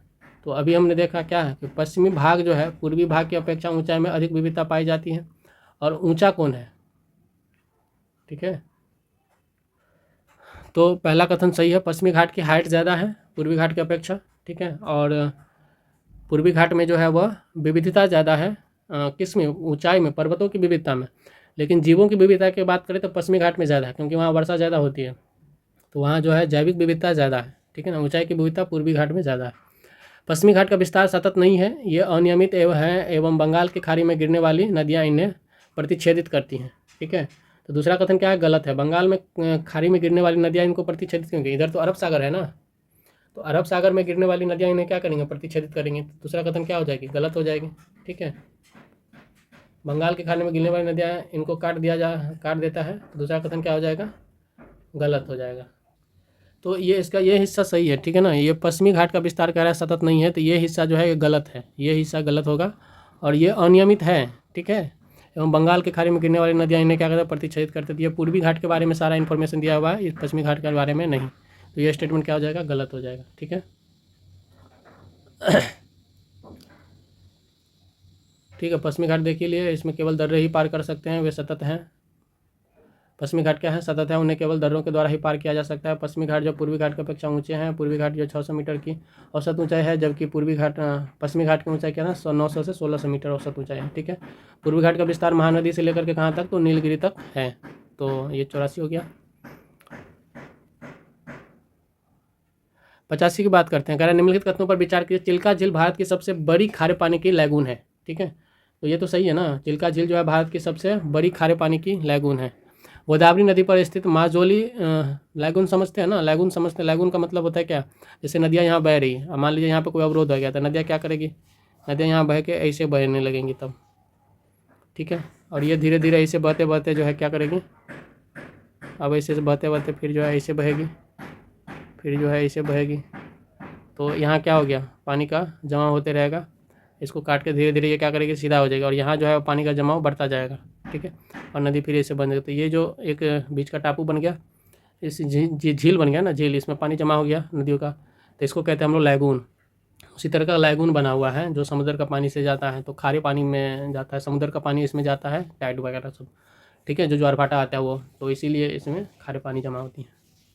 उड़ीसा में है। कह गोदावरी नदी पर स्थित माजुली विश्व का सबसे बड़ा नदी द्वीप है। ये गलत है ना, विश्व का सबसे बड़ा नदी द्वीप कहाँ पे है, ठीक है, ब्रह्मपुत्र नदी पर है। माजुली नदी द्वीप जो है वह, माजुली का अर्थ है दो समानांतर नदियों के बीच की भूमि। गिनीज वर्ल्ड रिकॉर्ड के अनुसार जो है माजुली विश्व का सबसे बड़ा नदी द्वीप है, ये तो सही है, लेकिन असम में यह ब्रह्मपुत्र नदी पर स्थित है, ठीक है। गोदावरी नदी पर स्थित नहीं है, तो ये कथन गलत हो जाएगा। तो केवल एक इसका आंसर हो जाएगा। तो चलिए दोस्तों 86 देखते हैं। कह रहा है कि नर्मदा का उद्गम मध्य प्रदेश में अमरकंटक की पहाड़ियों से होता है। तो ये दोस्तों सही है, नर्मदा नदी का उद्गम जो है वो मध्य प्रदेश में अमरकंटक की पहाड़ियों से होता है, ठीक है। नर्मदा बेसिन मध्य प्रदेश और गुजरात के क्षेत्रों और महाराष्ट्र तथा छत्तीसगढ़ के तुलनात्मक रूप से कम क्षेत्र को शामिल करती है, ठीक है। नर्मदा बेसिन कह रहा है कि मध्य प्रदेश और गुजरात के क्षेत्र में बड़े क्षेत्र में है, ठीक है। बड़े पैमाने पर, और महाराष्ट्र छत्तीसगढ़ में जो है थोड़ा सा कम है, तुलनात्मक रूप से कम जो है वो करती हैं। ठीक है, ये दूसरा कथन भी क्या है, सही है दोस्तों। ठीक है, जहाँ नर्मदा बेसिन की बात करती है, भ्रंश के कारण से निर्मित घाटी है। ठीक है, नर्मदा घाटी, जिससे पश्चिम की ओर क्या करती है, यह नदी बहती है। ठीक है, उत्तर में जो है विंध्य पर्वत है, और पूर्व में जो है मैकाल पर्वत श्रृंखला है, दक्षिण में कौन सा है, तो सतपुरा, और पश्चिम में अरब सागर से ये घिरा हुआ है। ठीक है, अरब सागर से गिरने के क्रम में नर्मदा नदी क्या करता है, अनेक दर्शनीय स्थलों का निर्माण करता है। संगमरमर शैलों से यह नदी जो है गहरे महाखंड में बहती है, जबलपुर के पास से। ठीक है, इसके बाद धुआंधार जो है जलप्रपात भी बनाती है। नाम है दोस्तों धुआंधार जलप्रपात का। ठीक है ना, धुआंधार जलप्रपात दक्कन के पठार में उत्तरी छोर पर स्थित है यह बेसिन, और बेसिन जो है मध्य प्रदेश और गुजरात में जो है बड़े क्षेत्रों में है, और महाराष्ट्र और छत्तीसगढ़ में जो है तुलनात्मक रूप से कम क्षेत्रों को शामिल करता है। ठीक है, इस बेसिन का हिस्सा है कम क्षेत्र। तो दूसरा कथन भी सही है इसका, तो उत्तर हो जाएगा सी, 1 और 2 दोनों। 87 की बात करते हैं, निम्नलिखित कथनों पर विचार कीजिए। अक्षांश समुद्र तल से ऊंचाई और ऋतुओं में अंतर एक दिन में प्राप्त होने वाले सूर्य के प्रकाश की अवधि को प्रभावित करता है। कह रहा है अक्षांश जो है वह समुद्र तल से ऊंचाई और ऋतुओं में अंतर एक दिन में प्राप्त होने वाले सूर्य के प्रकाश की अवधि को भी प्रभावित करता है। तो ये दोस्तों सही है। अक्षांश क्या है, पृथ्वी का झुकाव के जो 23.5 डिग्री है जो अक्षांश पे है वो कर्क रेखा है, और 23.5 डिग्री उत्तरी अक्षांश पे देखें, उत्तरी पे कर्क रेखा, और दक्षिणी पे देखें तो मकर रेखा है। तो ये क्या करती है, ये मौसम में परिवर्तन और समुद्र तल से ऊंचाई, ठीक है, और एक दिन में जो सूर्य के प्रकाश मिलती है उसको भी क्या करती है, ये अक्षांश पर निर्भर करता है। तो पहला कथन सही है। ठीक है ना। दूसरा कथन कर रहा है किसी स्थान की वनस्पति तापमान, ठीक है, और वायु की आर्द्रता, वर्षा और क्षेत्र की स्थलाकृति से निर्धारित होती है। कोई जो स्थान है उस पर जो वनस्पति है वह किस किस चीज़ पर निर्भर करेगी, तो वनस्पति जो है वह तापमान, वायु की आर्द्रता, वर्षा और क्षेत्र की स्थलाकृति, मतलब किस स्थल पे है वो, किस स्थलाकृति में है, तो उस पर निर्भर करती है। तो ये दोस्तों सही है। ठीक है ना। जो जैसे कि अलग अलग ऊंचाई पर जाने के बाद पहाड़ों पर अलग तरह की वनस्पतियाँ मिलती है, मैदानों में अलग तरह की वनस्पतियाँ मिलती है, गर्म इलाकों में अलग तरह की मिलती है, ठीक है, मरुस्थल में अलग तरह की वनस्पतियाँ मिलती है। तो ये क्या करती है, हमें उस पर निर्भर करती है। तो ये दोनों कथन क्या है, सही है। ठीक है। 88 नंबर की बात करें तो 88 में कह रहा है कि कावेरी नदी के संदर्भ में निम्नलिखित कथनों पर विचार कीजिए। कावेरी नदी कह रहा है यह नदी पश्चिमी घाट के ब्रह्मगिरी श्रेणी से निकलता है। कावेरी नदी कहाँ से निकल रहा है, तो कह रहा है ब्रह्मगिरी पहाड़ से निकलता है पश्चिमी घाट में, और यह कर्नाटक और तमिलनाडु राज्यों से होते हुए 475 मील की दूरी तय करता है और दक्षिण पूर्व की दिशा में बहता है। ठीक है, तो पहला कथन क्या हो जाएगा दोस्तों, सही है। कह रहा है इसकी मुख्य सहायक नदियाँ क्या है, अमरावती, भवानी, हेमावती और कबानी है। तो दूसरा भी सही है। इसकी जो मुख्य सहायक नदियाँ हैं वो कबानी, अमरावती, नोरिया, हेमावती और भवानी है। तो ये इसका सही है। ठीक है, दोनों कथन सही है, तो उत्तर हो जाएगा सी। अब हम लोग बात करते हैं किस पर, तो 89 नंबर पर। 89 नंबर कह रहा है कि निम्नलिखित कथनों पर विचार कीजिए। एल नीनो भूमध्य रेखीय एल नीनो कह रहा है भूमध्य रेखीय उष्ण सागरीय धारा का विस्तार मात्र है जो अस्थायी रूप से ठंडी पेरुवियन अथवा हम्बोल्ट धारा पर प्रतिस्थापित हो जाती है। ठीक है, एल नीनो कह रहा है कि भूमध्य रेखीय उष्ण सागरीय धारा का विस्तार मात्र है। ठीक है ना। एल नीनो जानते हैं जो गर्म हवा चलती है अप्रैल मई के मई टाइम पे, वो जो है उसको एल नीनो कहा जाता है, जो दक्षिण पश्चिम से निकलती हुई और भारत में प्रवेश करती हैं। ठीक है, और कह रहा है कि यह अस्थायी रूप से ठंडी पेरुवियन अथवा हम्बोल्ट धारा के पर जो है उसको प्रतिस्थापित करता है। तो पहला कथन दोस्तों सही है। ठीक है ना। एल नीनो क्या करता है, भूमध्य रेखीय जो है उष्ण सागरीय धारा का विस्तार मात्र है, स्थायी रूप से ये पेरुवियन हम्बोल्ट धारा जो है उसको क्या करता है, प्रतिस्थापित करता है, क्योंकि पेरुवियन हम्बोल्ट धारा जो है वो ठंडी धारा है। ठीक है, उसके निकट के रूप में जो है ये गर्म जल धारा प्रकट होती है। एल नीनो कह रहा है कि भारतीय उपमहाद्वीप में मानसून को प्रभावित करता है। तो ये दोस्तों सही है।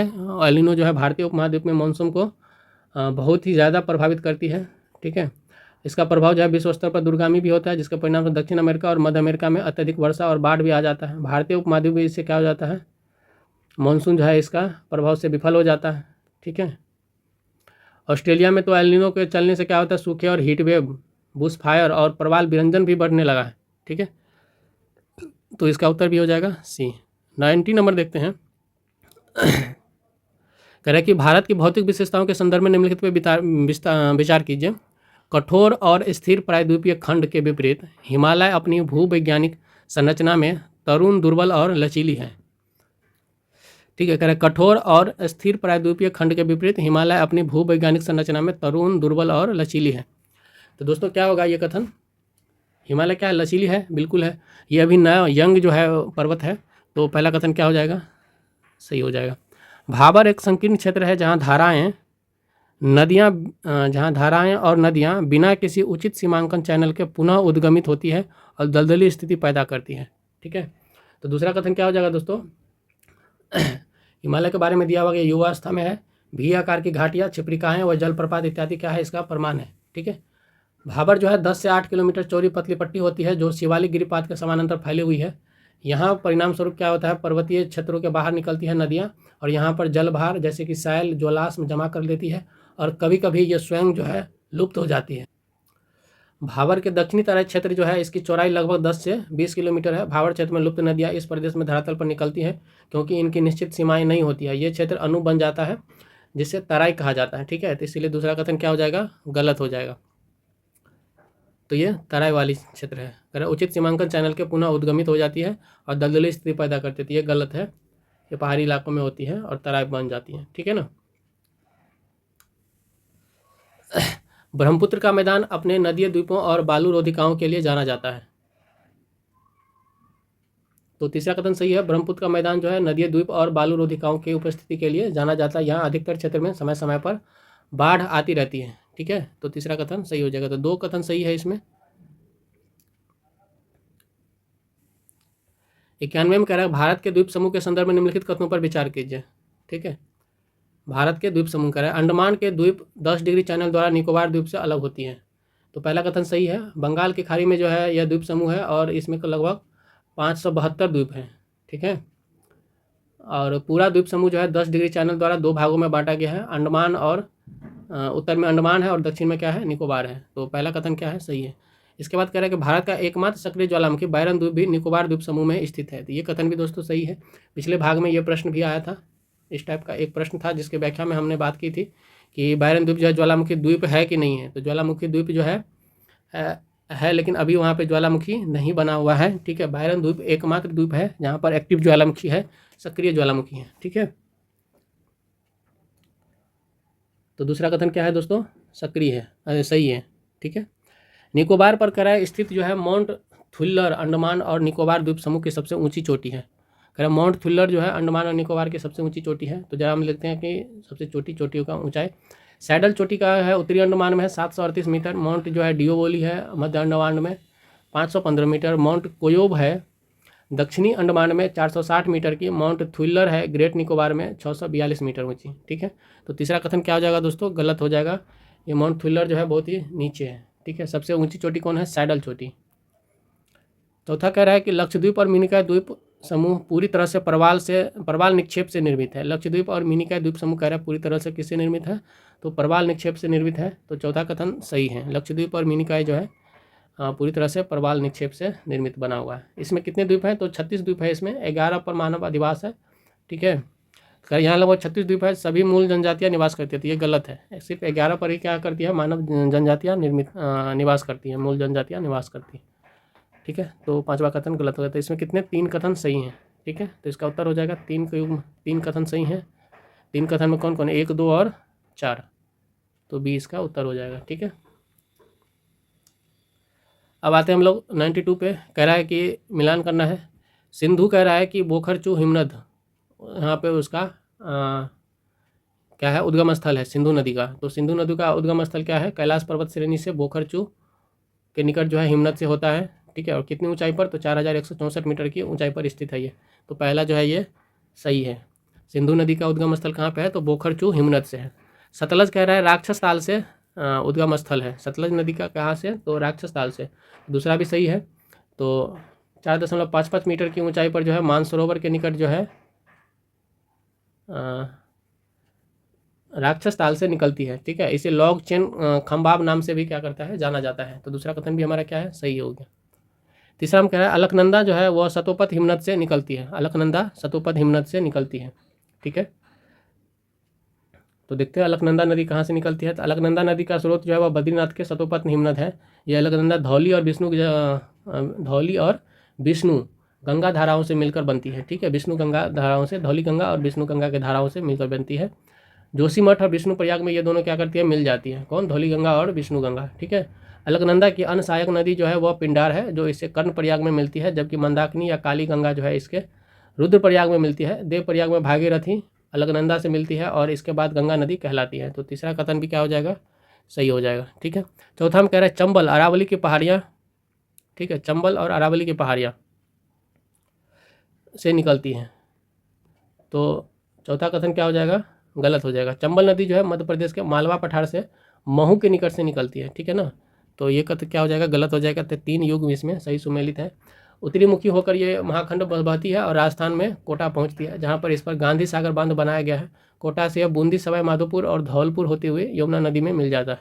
चंबल अपनी उत्खात भूमि जो है भू आकृति के लिए प्रसिद्ध है, जिसे चंबल खंड रेवायन कहा जाता है। ठीक है, 93 की बात करते हैं। 93 में कह रहा है कि निम्नलिखित कारकों पर विचार कीजिए। अक्षांश, समुतल से ऊंचाई, देशांतर, हिमालय पर्वत, समुद्र से दूरी, स्थानीय उच्चावच विशेषताएं। उपर्युक्त कारकों में से कौन सा भारत की जलवायु पर प्रभाव डालता है। तो भारत की जलवायु पर कौन सा प्रभाव डालता है, तो देखिए अक्षांश तो डालता है, प्रभाव डालता है। अभी पीछे ही कुछ प्रश्न में देख रहे थे हम लोग। इसके बाद जो है समुतल से ऊंचाई, ये भी डालता है जलवायु पर। देशांतर नहीं, देशांतर का कोई योगदान नहीं है जलवायु पर। ठीक है, हिमालय पर्वत बिल्कुल डालता है, वर्षा करवाती है। समुद्र से दूरी ये भी करवाती है। ठीक है, ये भी डिपेंड करता है, ठीक है, जलवायु पर इसका जो है इफेक्ट पड़ता है। और स्थानीय उच्चावच विशेषताएं, जो हमारी भूस्थलाकृति है उसकी, तो ये है। तो 1, 2, 4, 5, 6, ठीक है, इसका उत्तर हो जाएगा डी। कौन जो है किस तरीके से हमें प्रभावित करता है, ये हम लोगों ने बात किया हुई है और आप लोग जानते भी होंगे। ठीक है, बाकी आप लोगों को यदि कोई डाउट है तो इसमें आप देख सकते हैं। 94 नंबर की बात करें तो रोजवुड, महोगनी और एबनी जो है वृक्षों की प्रजातियां निम्नलिखित में किस प्रकार के वनों में पाई जाती है। तो अभी हमने पढ़ा था जो ये जो है वृक्ष की प्रजातियां जो है वह किस तरीके से प्रभावित करती है। ठीक है, हो गया होगा। आते हैं हम लोग अब 94 पे। ठीक है, ये जो है उष्णकटिबंधीय सदाबहार वन है। ठीक है, पश्चिमी घाट की पश्चिमी ढाल पर उत्तरी पूर्वी क्षेत्र की पहाड़ियों और अंडमान निकोबार द्वीप समूह में पाए जाते हैं। ये उन उष्ण आर्द्र प्रदेशों में पाए जाते हैं जहां वार्षिक वर्षा 200 सेंटीमीटर से अधिक होती है और औसत वार्षिक तापमान जो है वह 22 डिग्री सेल्सियस से अधिक रहता है। उष्णकटिबंधीय वन सघन और घनाकार होते हैं, जहाँ भूमि के नज़दीक झाड़ियाँ और बेलें होती हैं। इनके ऊपर जो है छोटे कद वाले वृक्ष और सबसे ऊपर लंबे वृक्ष होते हैं। ठीक है, इन वनों में वृक्षों की लंबाई 60 मीटर या उससे भी अधिक हो सकती है। यद्यपि इन वृक्षों के पत्ते झरने, फूल आने और फल लगने के समय अलग अलग हैं, इसलिए ये वर्ष भर क्या करते हैं, हरे भरे दिखाई पड़ते हैं। लंबी और विस्तृत पत्तियां जो है शीर्ष पर एक आवरण बनाती है, जिसे छत्र, कैनोपी के नाम से जाना जाता है। इस छत्र से वर्षा की बूंदें धीरे धीरे टपकती है, जिससे मृदा को बहुत कम क्षति पहुंचती है। इसमें पाए जाने वाले जो है मुख्य वृक्ष जो कि प्रजातियां जो है क्या है, रोजवुड, महोगनी, एनी और एबनी है। ठीक है, तो पहला कथन इसका क्या हो जाएगा, सही हो जाएगा। अब बात करते हैं हम लोग 95 पे। 95 में कह रहा है कि निम्नलिखित कथनों पर विचार कीजिए। उपराष्ट्रपति राज्यसभा का पदेन अध्यक्ष होता है। तो ये दोस्तों सही है, उपराष्ट्रपति जो है राज्यसभा का पदेन अध्यक्ष होता है। संविधान के अनुच्छेद 79 में राज्यसभा के सभापति और उपसभापति का प्रावधान है। तो दोस्तों ये गलत है। संविधान के अनुच्छेद 64 में जो है उपराष्ट्रपति राज्यसभा का पदेन अध्यक्ष होता है। इसकी जो है वह क्या की गई है, चर्चा की गई है, दिया गया है। ठीक है, और लाभ का कोई अन्य पद धारण नहीं करेगा। तो ये भी है संविधान के अनुच्छेद 64 में। ठीक है, अनुच्छेद 64 में जो है उपराष्ट्रपति राज्यसभा का पदेन अध्यक्ष हो जाए, इसकी बात की गई है। अनुच्छेद 79 नहीं 89 में है। ठीक है, अनुच्छेद 89 में जो है सभापति भारत के उपराष्ट्रपति होगा और राज्यसभा के उपसभापति का जो है प्रावधान किया गया है। तो कथन 2 जो है वह गलत हो जाएगा, 79 नहीं 89 होगा। ठीक है, कितना अच्छा जो है इसमें दिया हुआ है, 79 कर दिया है 89 के बदले में। ठीक है, और अक्सर लोग यहाँ पे क्या करेंगे, कंफ्यूज करेंगे, तो ध्यान रखिएगा। कृष्णकांत दूसरे उपराष्ट्रपति थे जिनकी मृत्यु उनके कार्यकाल के दौरान हुई थी। ठीक है, ये उपराष्ट्रपति की कार्यकाल है और किसके लिए गठन होता है, तो ये दिया हुआ है। तो देख लेते हैं हम लोग शक्तियाँ और उपराष्ट्रपति के कार्य क्या होता है। तो उपराष्ट्रपति जो है क्या होता है, राज्यसभा का सभापति होता है। घनपूर्ति न होने की स्थिति में सदन को स्थगित करने और उसकी बैठक को स्थगित करने का अधिकार रखता है। ठीक है, उपराष्ट्रपति भारत का दूसरा सर्वोच्च संवैधानिक पद है। राष्ट्रपति के बाद क्या होता है, उपराष्ट्रपति का पद आता है। उपराष्ट्रपति का कार्यकाल जो है 5 वर्ष का होता है, लेकिन वह कार्यकाल की समाप्ति के बावजूद तब तक पद पर बना रह सकता है जब तक कि अन्य किसी के द्वारा पद धारण नहीं किया जाता है। ठीक है, कृष्णकांत महतो जो है वह पहले उपराष्ट्रपति थे जिनकी मृत्यु कार्यकाल के दौरान हुई थी। तो ये गलत हो जाएगा ये कथन, तो केवल एक इसका क्या हो जाएगा, सही होगा। कृष्णकांत जो है वो क्या थे, पहले उपराष्ट्रपति थे जिनकी मृत्यु कार्यकाल के दौरान हुई थी। ठीक है, 96 की बात करते हैं। कह रहा है कि सहकारी समितियों के संदर्भ में निम्नलिखित कथनों पर विचार कीजिए। सहकारी समिति कह रहा है कहाँ पे है, तो कह रहा है संविधान का भाग 9B जो है सहकारी समितियों को संवैधानिक दर्जा प्रदान करता है। तो ये दोस्तों कथन क्या है, सही है। संविधान का भाग 9B जो है वह सहकारी समितियों को संवैधानिक अधिकार प्राप्त प्रदान करता है। और ये कब जोड़ा गया था, तो 97 संशोधन अधिनियम 2011 के माध्यम से इसको सम्मिलित किया गया था, भाग 9B को। ठीक है, सहकारी समितियों के उन्नयन का प्रावधान राज्य की नीति के निर्देशक तत्वों के रूप में किया गया है। तो सहकारी समितियों के उन्नयन का प्रावधान जो है राज्य के नीति के निर्देशक तत्वों में किया गया है, ये दूसरा कथन सही है। ठीक है, अब देखिए सहकारी समितियों के गठन का जो प्रावधान है वह स्वतंत्रता के अधिकार अनुच्छेद 19(1) के रूप में जो है शामिल है, उसके तहत दिया गया है। स्वतंत्रता के अधिकार अनुच्छेद 19(1) के रूप में शामिल है। लेकिन सहकारी समितियों के उन्नयन का जो प्रावधान है, ठीक है, उसको हटाने का प्रावधान है, वह क्या है, निषेधक तत्वों में है और अनुच्छेद 43B में ये कहा गया है। ठीक है, तो दूसरा कथन भी क्या हो जाएगा, हमारा सही हो जाएगा। कह रहा है एक से अधिक राज्यों की सहकारी समितियां बहुराज्य सहकारी समितियां अधिनियम 2002 के तहत पंजीकृत है। एक से अधिक राज्यों की सहकारी समितियां कह रहा है बहुराज्य सहकारी समितियां अधिनियम 2002 के तहत पंजीकृत है। ठीक है, तो ये सही है। बहुराज्य जो एक से अधिक राज्यों में कार्य करती है सहकारी समितियां, उसको इस अधिनियम यानी कि बहुराज्य सहकारी समितियां अधिनियम 2002 के तहत पंजीकरण करवाना होता है। तो ये भी दोस्तों क्या है, सही है। तो तीनों कथन क्या है, इसका सही है। ठीक है, अब हम लोग अंतिम प्रश्नों की ओर बढ़ रहे हैं। तो 97 प्रश्न है, 4 प्रश्न ही बचे हुए हैं इसको लगा करके। तो दोस्तों अनुरोध है कि आपसे पूरा देखिए और इसको सब्सक्राइब जरूर कीजिएगा चैनल को। ठीक है ना, तो आइए देखते हैं। कह रहा है कि निम्नलिखित कथनों पर विचार कीजिए। कह रहा है वित्त विधेयक में सरकार के व्यय के वित्त पोषण पर प्रावधान मिलता है।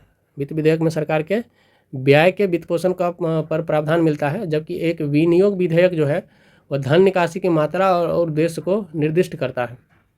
ठीक है, वित्त विधेयक में सरकार क्या करता है, तो व्यय के वित्त पोषण पर प्रावधान किया गया है। तो पहला कथन क्या हो जाएगा, सही कि गलत, सही होगा। ठीक है, जरा हम लोग देख लेते हैं वित्त विधेयक और विनियोग विधेयक क्या होता है।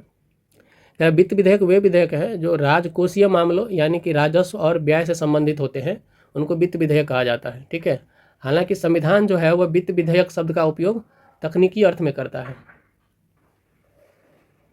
ठीक है, तो संविधान में वित्त विधेयक का उपयोग शब्द का जो प्रयोग नहीं किया गया है। वित्त विधेयक 3 प्रकार का होता है। वित्त विधेयक कौन सा, जिसको फाइनेंशियल विधेयक कहेंगे। ठीक है ना, फाइनेंशियल। ठीक है, ये धन विधेयक जिसको हम लोग मनी बिल कहते हैं, तो अनुच्छेद 110 के तहत आता है। ठीक है, धन विधेयक किसके तहत, अनुच्छेद 110 के तहत आता है।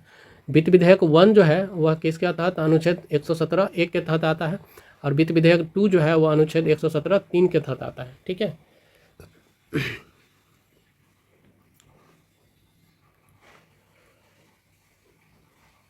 इसका तात्पर्य क्या है कि धन विधेयक केवल वित्त विधेयकों का एक प्रकार है। ठीक है ना, धन विधेयक क्या है, वित्त विधेयक का एक प्रकार है। इसलिए जो है सभी धन विधेयक जो है वित्त विधेयक है, सभी धन विधेयक वित्त विधेयक है।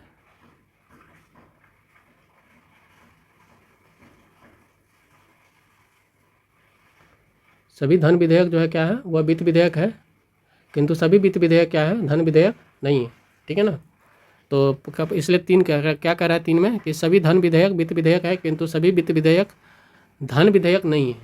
ठीक है, तो तीसरा कथन क्या हो जाएगा, हमारा सही हो जाएगा।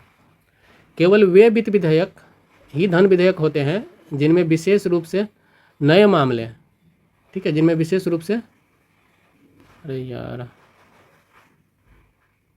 जिनमें विशेष रूप से वे मामले शामिल होते हैं जिनका उल्लेख संविधान के अनुच्छेद 110 में किया गया। ठीक है, तो जो विधेयक संविधान के अनुच्छेद 110 के तहत लाया जाएगा उसको हम लोग क्या कहेंगे, धन विधेयक कहेंगे। ठीक है ना, वित्त विधेयक सरकार के व्यय के वित्त पोषण पर प्रावधान मिलता है, प्रावधान करता है उसमें। और जबकि एक विनियोग विधेयक जो है धन निकालने की मात्रा और उद्देश्य को निर्दिष्ट करता है। ठीक है, तो विनियोग विधेयक जो होता है वह वित्त पोषण का प्रावधान करता है, वित्त विधेयक वित्त पोषण का प्रावधान करता है, जबकि विनियोग विधेयक क्या होता है, धन निकासी की मात्रा और उद्देश्य क्यों निकाला जा रहा है, कितना निकाला जा रहा है, इस पर चर्चा करता है विनियोग विधेयक।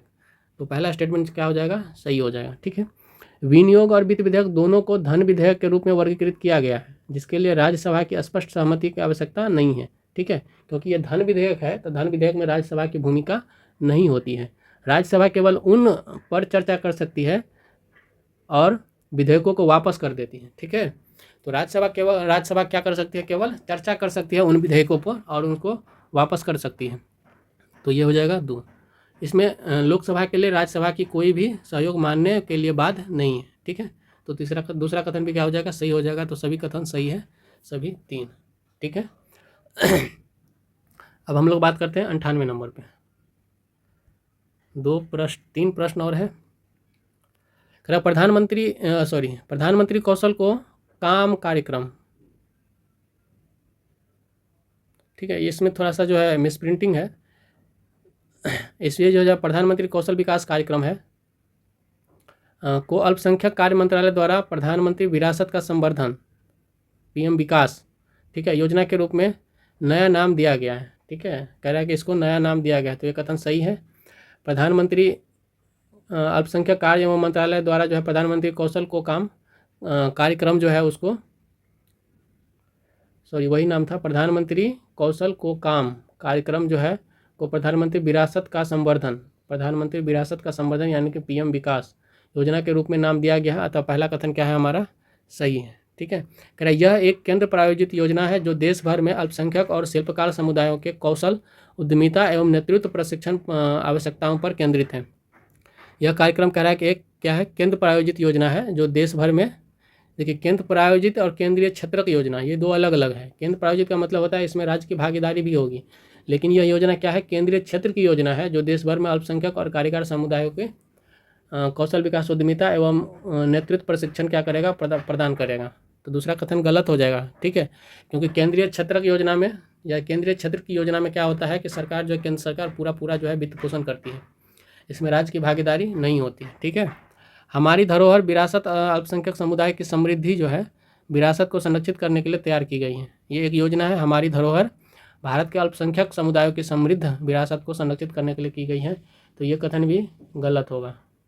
ठीक है, इसमें हमारी धरोहर में सबको शामिल किया गया है, न कि सिर्फ और सिर्फ जो है अल्पसंख्यक। ये सही है, सही है।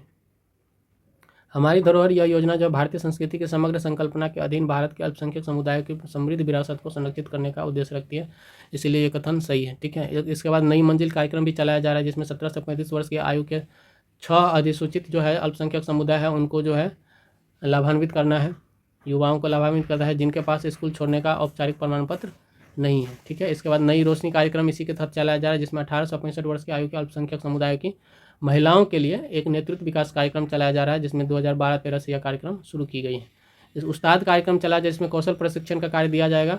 इस योजना के तहत जो है इसका उद्देश्य जो है क्या करें, पारंपरिक कला और शिल्प की विरासत को बढ़ावा देना है और उसको संरक्षित देना है। इसके बाद एक कार्यक्रम है सीखो और कमाओ। यह अल्पसंख्यकों के लिए प्लेसमेंट से जुड़ी एक कौशल विकास योजना है जिसका उद्देश्य जो है अल्पसंख्यक युवाओं को कौशल को उनकी योग्यता, वर्तमान आर्थिक रुझान और बाजार की क्षमता के आधार पर जो है आधुनिक पारंपरिक कौशल में उन्नत करना है। ठीक है, तो ये क्या हो जाएगा, इसका उत्तर हो जाएगा 2, 1 और 3 सही है, तो 2 उत्तर हो जाएगा। आते हैं 99 पे। अब 2 प्रश्न बचे हैं।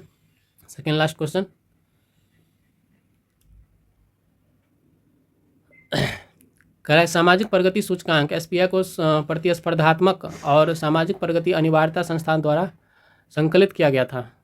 ठीक है, कह रहा है कि सामाजिक प्रगति सूचकांक जो है वो किसके द्वारा किया गया था। देखते हैं हम लोग सामाजिक प्रगति सूचकांक क्या है। तो सामाजिक प्रगति सूचकांक जो है वो प्रतिस्पर्धात्मक और सामाजिक प्रगति अनिवार्यता संस्थान द्वारा जो है संकलित किया गया है। तो कथन 1 हमारा क्या है, सही है। ठीक है, भारत के राज्यों और जिलों के सामाजिक प्रगति सूचकांक जो है प्रधानमंत्री की आर्थिक सलाहकार परिषद EAC-PM द्वारा जो है जारी किया जाता है, इसलिए कथन 2 क्या है, सही है। तो दोनों कथन क्या हो जाएगा, सही हो जाएगा। इसका मतलब क्या हो गया, देखिए अभी जो है भाई प्रधानमंत्री को आर्थिक और संबंधित मुद्दों पर सलाह देने के लिए गठित किया गया था। ठीक है, उच्चतम SPI स्कोर किसका है, सबसे ज़्यादा जो है वो पुडुचेरी का है सामाजिक स्कोर में। ठीक है, न्यूनतम जो है सबसे ज़्यादा बिहार और सबसे कम जो है बिहार और झारखंड का है। बुनियादी मानवीय आवश्यकता जो गोवा, पुडुचेरी, लक्षद्वीप और चंडीगढ़ जल स्वच्छता और आश्रय में सर्वश्रेष्ठ प्रदर्शन वाले शीर्ष 4 राज्य हैं। ठीक है, फाउंडेशन ऑफ वेलबींग में मिजोरम, हिमाचल प्रदेश, लद्दाख और गोवा कल्याण की बुनियाद के लिए सबसे अच्छा प्रदर्शन करने वाले राज्य बनकर उभरे हैं। ठीक है, इसका उत्तर सी हो जाएगा। लास्ट क्वेश्चन, कह रहा है हर वर्ष 26 जनवरी को संविधान दिवस मनाया जाता है। 26 जनवरी को संविधान दिवस नहीं मनाया जाता है, ये गलत कथन है। 26 नवंबर को संविधान दिवस मनाया जाता है हर वर्ष, तो ये गलत है। वर्ष 1934 में कह रहा है कि MN रॉय ने पहली बार संविधान सभा का विचार रखा था। ठीक है, तो शायद ये कथन भी गलत है, पहला तो सही नहीं है। अच्छा गलत, सही है, 1934 में ही रखा था। ठीक है, पहली बार जो संविधान सभा के प्रस्ताव का विचार रखा था, तो ये कथन जो क्या है सही है। वर्ष 1946 में कैबिनेट मिशन योजना के तहत संविधान सभा के गठन के लिए चुनाव हुए थे, तो ये तीसरा कथन भी क्या है सही है। ठीक है, तो केवल 2 कथन इसमें क्या है सही है, उत्तर हो जाएगा बी। तो दोस्तों हमने इस सेट का भी जो है पूरे 100 प्रश्न कर लिए हैं। उम्मीद है कि आपको जो है भूगोल में और थोड़ी बहुत जो करंट अफेयर्स और ये जो चर्चाएँ थी पॉलिटी की, ये आपके लिए लाभदायकारी सिद्ध होंगे और आप लोग जो है इससे काफ़ी ज़्यादा फ़ायदा उठाएंगे। तो कृपया हमारे चैनल को सब्सक्राइब कीजिए और शेयर कीजिए अपने दोस्तों में और देखते रहिए। तो मिलते हैं अगले वीडियो में, तब तक के लिए नमस्कार, जय हिंद।